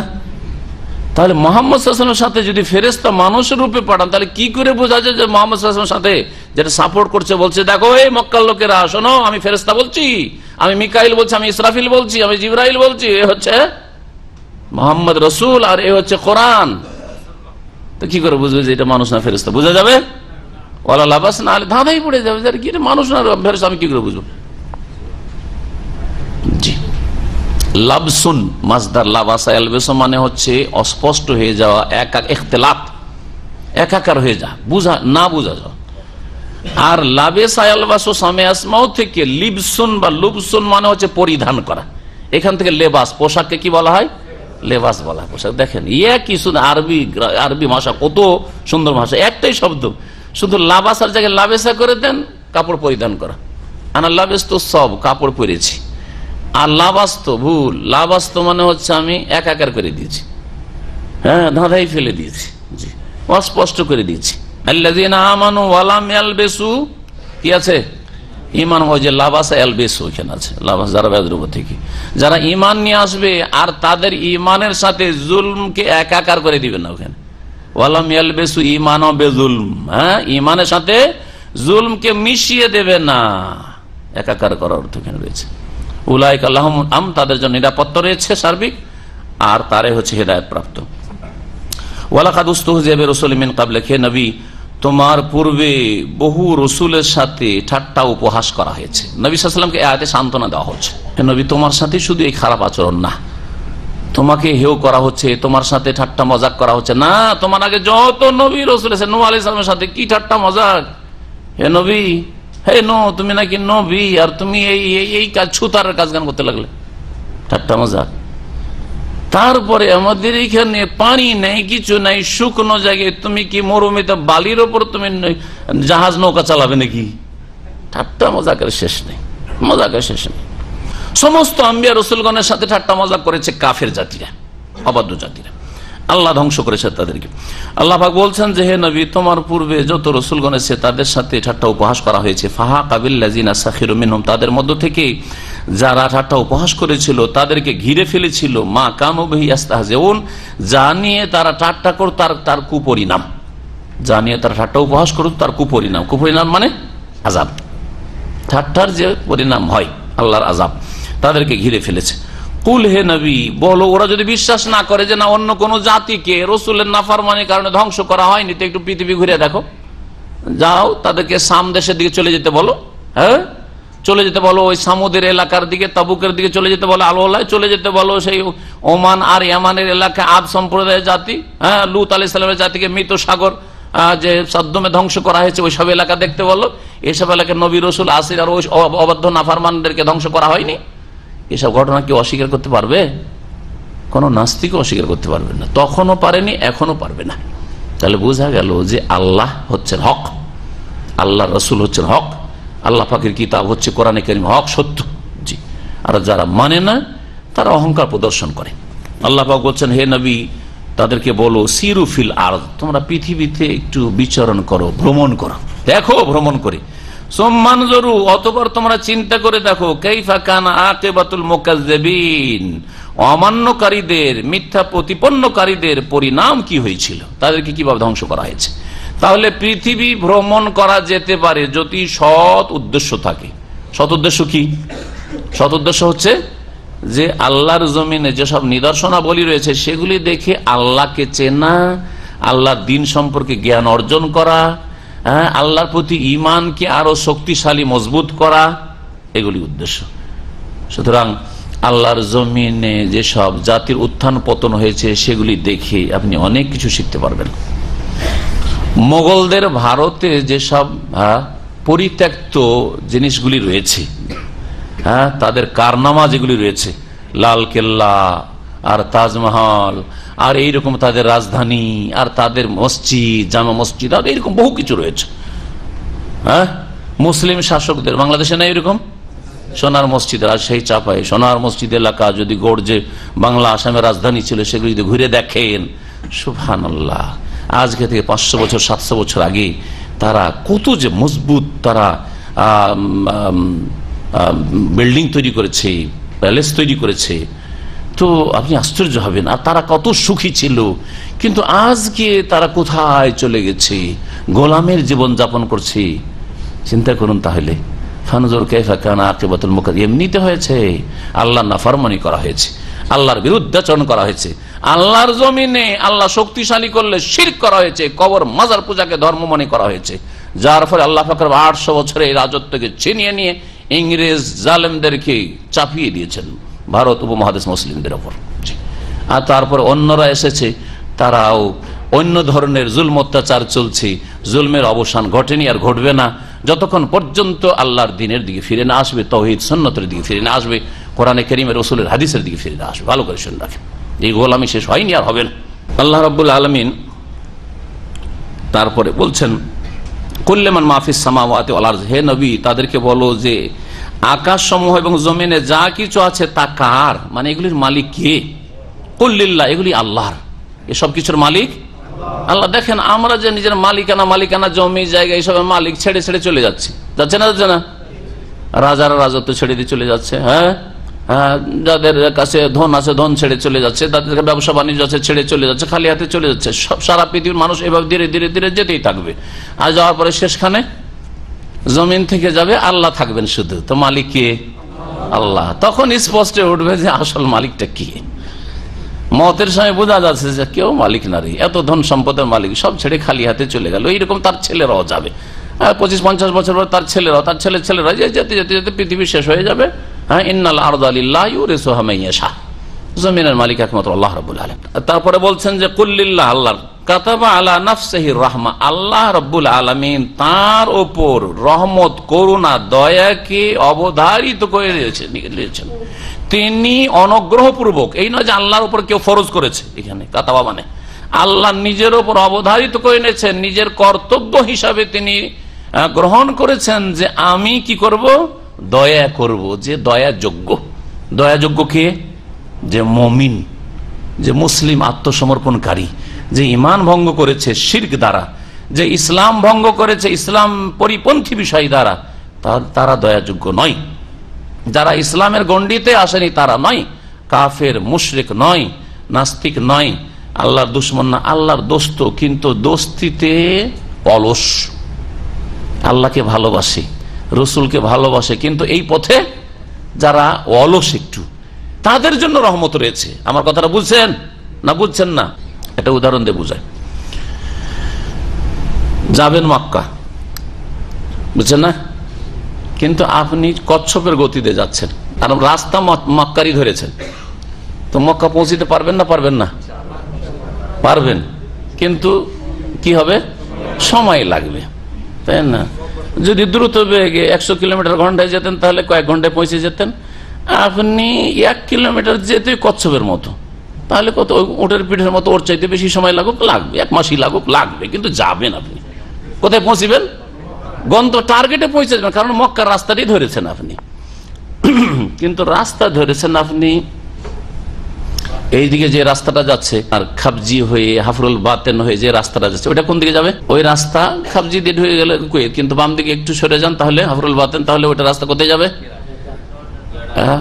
ইরাকের বর্ডার। তো ওটাও ছেড়ে দেন, মেন রোড দিয়ে চলে যান, তাহলে জর্ডনে গিয়ে ঢুকবে, ঠিক না? জর্ডন, সিরিয়া, ওই সব দেশের দিকে যাবে, ঠিক না? ওই দিকে যাবে। রাস্তা ধরেছেন আপনি জর্ডনের, আর বলছেন যে যাব, দাবি কি? যাব কোথায়? মক্কা। আর গতি হচ্ছে আপনার 160 কিলোমিটার বেগে ঘন্টায়, গাড়ি ফুল স্পিডে চালাচ্ছেন আপনি। 160, অনেকে 160-এ চালায়, নাজায়েজ কাজ, কিন্তু 120-এর বেশি চালানো জায়েজ নয়। জি হ্যাঁ, এটা হচ্ছে আল্লাহর আনুগত্য করা, রাসূলের আনুগত্য করা, নেতার আনুগত্য করা। এটা আপনার জন্য দুনিয়া আখিরাতের সার্বিক কল্যাণ নিয়ে আসবে। তো এত দ্রুত বেগে যাচ্ছেন, আর বড়ই আশা করে যাচ্ছেন যে খুব তাড়াতাড়ি মক্কা পৌঁছে যাব। যত দ্রুত যাচ্ছেন তত মক্কা থেকে কাছিয়ে যাচ্ছেন, তাই না? হ্যাঁ, তত দূরে হয়ে যাচ্ছেন, ঠিক কিনা? তাহলে আল্লাহকে পাবেন না কখনো এই রাস্তা দিয়ে গেলে। কিন্তু ওই কচ্ছপের গতিতে যদি আপনি এই রিয়াজ রোডটা ধরে তারপরে তাইফ রোড ধরে নেন, হ্যাঁ, তাহলে আপনি লাগুক কিছুদিন, হ্যাঁ, কিন্তু মক্কা আপনি একদিন পৌঁছিবেন। ঠিক ওই রকমই যারা কোরআন সুন্নাহর অনুসারী তাদের টার্গেট ঠিক আছে, কিন্তু অলস নামাজটা পড়ে ইসলামটা ঠিক রেখেছে কিন্তু নামাজে অলস। হ্যাঁ, বেনামাজি নয়, বেনামাজি কিন্তু ইমান ভঙ্গ করলো। ভালো করে শুনে রাখেন, নামাজ 5 ওয়াক্তই পড়ে কিন্তু ওই জামাতে গিয়ে সব শেষে ওই সালামটা ধরে কোন রকম করে। জি, এই কচ্ছপ মার্খা মুসলিম, সহি আকীদার লোক কচ্ছপ মার্খা। বুঝছেন, নামাজ ঠিক আছে, রোজা ঠিক আছে, যাকাত হজ ঠিক আছে, কিন্তু হালাল হারামের ক্ষেত্রে বড়ই দুর্বলতা। বিড়ি সিগারেট ছাড়তে পারে না। হ্যাঁ, বোঝা গেছে, এখন হারাম রুজি রোজগার করে। এই কচ্ছপের গতিতে ইসলাম পালন। সহি আকীদা বলছে আমার আকীদা ঠিক, ওই কবর মাজারে বিশ্বাসী না, ওইসব তাবিজ তোমারে বিশ্বাসী না, ওইসব জাদু টোনা বিশ্বাসী না। বোঝা গেছে? জি হ্যাঁ, শিরিক করে না, বিদাত করে না, এইসব কিছুই করে না, সব বরাত করে না, ওই ঈদে মিলাদুন্নবী বিদাতও করে না, নামাইতেও পড়ে না, নামাজটা সুন্নতি তরিকায় পড়ে, কিন্তু হারাম খায়, হ্যাঁ, হারাম দেখে, হ্যাঁ, হারাম শোনে। এইরকম লোক, এরা কেমন মুসলমান? এরা হচ্ছে কচ্ছপ মার্কা মুসলমান। রাস্তা ঠিক আছে, জান্নাতের রাস্তা, কোরআন সুন্নাহর রাস্তা, কিন্তু কচ্ছপের গতিতে চলছে, যেতে অনেক দেরি লাগবে, সবাই জান্নাতে চলে যাবে, এরা ধাক্কা খেতে থাকবে, কিছুদিন শাস্তিও পেতে পারে, কবরে আযাব হয়েছে, তারপর হাসর মাঠে আযাব হয়েছে, আবার জাহান্নামে কিছুদিন পড়ে থাকতে পারে। সব সাহাবায়ে কেরাম, তাবেঈন, যারা এই উম্মতের যারা নেক বান্দা সালেহীন, তারা জান্নাতে চলে গেছে, কয়েকশো বছর, কয়েক হাজার বছর পরে জাহান্নাম থেকে জান্নাতে উঠে আসছে। বুঝা গেছে? কারণ কচ্ছপের গতিতে ইসলামের উপর চলেছে, কিন্তু জান্নাত পাবে। কিন্তু যারা রাস্তা ধরে চলে, বলছে মক্কা যাবো, জান্নাতের রাস্তায় চলবো, কিন্তু জান্নাতের রাস্তা মনে করে রাস্তা ধরেছে আপনার ওই জর্ডানের রাস্তা। বোঝা গেছে? কিসের রাস্তা? শিরকের রাস্তা, বিদআতের রাস্তা। বলছে আল্লাহকে পাবো, জান্নাত হাসিল করবো কবরে সিজদা করে, জান্নাত হাসিল করবো গৌস কুতুবের কাছে ছেলে মেয়ে চেয়ে, রোগ ভালো করতে পারে ওলি আউলিয়াকে আল্লাহ অসাধারণ ক্ষমতা দিয়ে রেখেছেন, তাবিজে রোগ ভালো হয়। বোঝা গেছে? বিদআত করেছে, এইরকম ভুল পথে চলেছে যদি ঈমান ভঙ্গ করে থাকে। অথবা জাতিতে মুসলমান নাস্তিক, তাহলে কি বলেন? রাস্তা উল্টো, রাস্তা জান্নাতের রাস্তায় চলেনি। সুতরাং যত চলতে আছে ওই পথে, শিরকের পথে, বিদআতের পথে যত চলতে আছে, তত জান্নাত থেকে দূরে সরতেই আছে, আল্লাহ থেকে দূরে হতেই আছে। আল্লাহ পাক রব্বুল আলামিন তারপরে বলছেন যে আল্লাহ পাক তার উপর রহমতকে অবধারিত করেছেন। কার জন্য রহমত? যারা কচ্ছপের গতিতে ইসলামের ওপর আছে, যারা ইসলাম থেকে বেরিয়ে গেছে, ইসলাম ভঙ্গ করে, ধর্মের নামে শিরিক করে, তাদের জন্য নয়। অথবা নাস্তিকতার মাধ্যমে ইসলাম থেকে বেরিয়ে গেছে, জন্মসূত্রে মুসলিম, সেই সব জন্মসূত্রে মুসলিমদের জন্য নয়। অথবা বেনামাজি মুসলিম, তাদের জন্য রহমতকে আল্লাহ ফরজ করেন নাই নিজের ওপর। আল্লাহ পাক তারপরে বলছেন অবশ্যই তাদেরকে কিয়ামতের দিনে একত্রিত করবেন, তাতে কোনো সন্দেহ নেই। আর যারা নিজেদেরকে ক্ষতিগ্রস্ত করেছে তারাই বিশ্বাসী হবে না। ঈমান কারা নিয়ে আসবে না? যারা ক্ষতিগ্রস্ত, এবং যারা ঈমান নিয়ে আসবে না তারাই হচ্ছে ক্ষতিগ্রস্ত। ওয়ালাহু মা সাকানা ফিল লাইলি ওয়ান নাহার, রাতে এবং দিনে যা কিছু বসবাস করে সবকিছুর মালিক আল্লাহ। সবগুলি কার? আল্লাহর। ওয়া হুয়া সামিউল আলিম, আর তিনি সবকিছু শোনেন এবং সবকিছু জানেন। রাতে বসবাস করে, দিনে বসবাস, কিছু রাতে ঘুমায়, কিছু দিনে ঘুমায়, সবকিছু, সব সৃষ্টির মালিক আল্লাহ। কিছু রাতে জন্মায়, কিছু দিনে জন্মায়, কিছু গাছপালা হ্যাঁ রাতে গজি উঠেছে, দিনে গজি উঠেছে, সমস্ত মাখলুকাত এক কথায় এই আয়াতে শামিল, সবকিছুর মালিক আল্লাহ পাক রব্বুল আলামিন। কুল, হে নবী বলো, আগাইর আল্লাহ আত্তাখিযু ওয়ালিয়া, আল্লাহ ছাড়া কি অন্য পৃষ্ঠপোষক আমি গ্রহণ করব? ফাতিরিস সামাওয়াতি ওয়ালা, যিনি আকাশসমূহ জমিনের সৃষ্টিকর্তা, ওয়া হুয়া ইউতইমু ওয়ালা ইউতাম, তিনি খাদ্য দান করেন বান্দাকে, তাকে কেউ খাদ্য দান করেন না। তিনি কারো মুখাপেক্ষী নন যে তাকে খাবার লাগবে, রিজিক লাগবে। তিনি কিছু চান আপনার টাকা পয়সা? না, কিছু চান না। কুল, হে নবী বলে দেন, ইন্নী উমিরতু আন আকুনা আউওয়ালা মান আসলাম, আমি আদিষ্ট হয়েছি যে আমি যেন সর্বপ্রথম মুসলিম হই এই উম্মতের। এই উম্মতের সর্বপ্রথম মুসলিম কে? নবী মুহাম্মদ সাল্লাল্লাহু আলাইহি ওয়াসাল্লাম। ওয়ালা তাকুনান্না মিনাল মুশরিকিন, আর যাতে করে হে মানুষ বা হে নবী তুমি মুশরিকদের অন্তর্ভুক্ত না হয়। এ হচ্ছে আল্লাহ পাকের আদেশ। কুল, হে নবী বলো, ইন্নী আখাফু ইন আসাইতু রাব্বি আযাবা ইয়াউমিন আযীম, আমি আশঙ্কা করি যদি আমার প্রতিপালকের নাফরমানি করি, তাহলে কিসের আশঙ্কা? আযাবা ইয়াউমিন আযীম, মহাদিবসের শাস্তির। মহাদিবসের শাস্তির আশঙ্কা রয়েছে যদি আমি আল্লাহর নাফরমানি করি। মাই ইউসরাফ আনহু ইয়াউমাইযিন ফাকাদ রাহিমা, যার থেকে আল্লাহর আযাবকে, শাস্তিকে সেই দিন সরিয়ে নেওয়া হবে, সেই ব্যক্তির ওপরই আল্লাহ রহম করবেন। মানে তিনি আসলে রহমত পাবেন আল্লাহ পাকে। যে আযাব থেকে মুক্তি পেল সেই ব্যক্তি রহমত পেয়ে গেল। আযাব যদি না হয় তার মানে জান্নাত পাওয়া যাবে। ওয়াযালিকাল ফাউজুল মুবিন, আর এটি হচ্ছে সুস্পষ্ট সফলতা। দুনিয়ার কামিয়াবি নয় যে আমার ছেলেমেয়েরা সব কাজে কাজে লেগে গেছে আর সব প্রতিষ্ঠিত হয়ে গেছে, বিভিন্ন দেশে আছে, আমি যে সারা পৃথিবী ভ্রমণ করতে পারি, আমার সব জায়গায় আত্মীয় স্বজন আছে, সব জায়গায় আমার ভক্ত লোকেরা আছে, এটা কোনো সাকসেস হওয়া নয়। আসল সফলতা হচ্ছে, কামিয়াবি হচ্ছে জান্নাত হাসিল করা, আল্লাহর রহমত পেয়ে যাওয়া আর আল্লাহর আযাব থেকে বেঁচে যাওয়া। ফামান যুহজিহা আনিন নারি উদখিলাল জান্নাতা ফাকাদ ফাজ, যাকে জাহান্নাম থেকে সরিয়ে দেওয়া হলো আর উদখিলাল জান্নাতা, জান্নাতে দাখিল করে দেওয়া হলো, জান্নাত দেওয়া হলো, সেই ব্যক্তি হচ্ছে সফল। ফাকাদ ফাজ, সে হচ্ছে কামিয়াব। আল্লাহ পাক তারপরে বলছেন, ওয়াইয়ামসাসকাল্লাহু বিদুর, হে নবী তোমাকে যদি আল্লাহ অনিষ্ট দ্বারা স্পর্শ করেন, মানে তোমার যদি কোনো ক্ষয়ক্ষতি হয়, ফালা কাশিফা লাহু ইল্লাহু, তিনি ছাড়া কেউ তা দূরীভূত করতে পারেন না। নবীরও বালা মুসিবত আল্লাহ ছাড়া কেউ দূর করতে পারে না, কিন্তু ওলিয়া আউলিয়া গস কুতুবরা আমাদের বালা মুসিবত দূর করতে পারে নাকি? চিন্তা করুন তো, কত অজ্ঞতা, শিরকের মতো মূর্খতা আর কিছু নেই।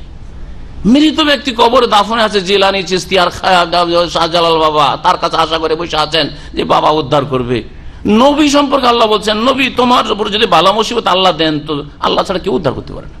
ওয়াইয়ামসাসকা বিখাইর, আর আল্লাহ যদি তোমাকে কল্যাণ দ্বারা স্পর্শ করেন, অর্থাৎ কল্যাণ যদি দান করেন, ফাহু আলা কুল্লি শাইইন কাদির, তাহলে জেনে রাখো যে তিনি সবকিছুর উপর ক্ষমতাশীল, ক্ষমতাবান। ওয়াহুয়াল কাহিরু ফাওকা ইবাদিহি, সেই আল্লাহ হচ্ছেন তার বান্দাদের উপর অপ্রতিদ্বন্দ্বী। কাহের শাব্দিক অর্থ, কাহের মানে যিনি মহাপরাক্রান্ত, এই অর্থ করা যেতে পারে। যিনি সমস্ত বান্দা, সমস্ত সৃষ্টির ওপর মহাপরাক্রান্ত, তাকে কেউ হারাতে পারে না। জি, তার কোনো প্রতিদ্বন্দ্বী হতে পারে না। দুনিয়া সকলের প্রতিদ্বন্দ্বী রয়েছে, যতই বড় শক্তি হয়ে যাক না, দুশ্মন আছে, প্রতিদ্বন্দ্বী আছে, বিরোধী আছেই, দল থাকার ব্যক্তি থাক, কিন্তু আল্লাহ রাব্বুল আলামিনের কোনো প্রতিদ্বন্দ্বী নেই যে আল্লাহর ইচ্ছার বিরুদ্ধে কিছু করতে পারে। ওয়াহুয়াল হাকিমুল খাবির, এবং তিনি হচ্ছেন বিজ্ঞানময়, প্রজ্ঞাবান, আল খাবির, এবং তিনি সূক্ষ্ম খবর রাখেন, তিনি ওয়াকিফাল। এখানে আজকে তাফসীর শেষ করলাম। ওয়া সাল্লাল্লাহু আলা নবিয়িনা মুহাম্মদ ওয়া আলা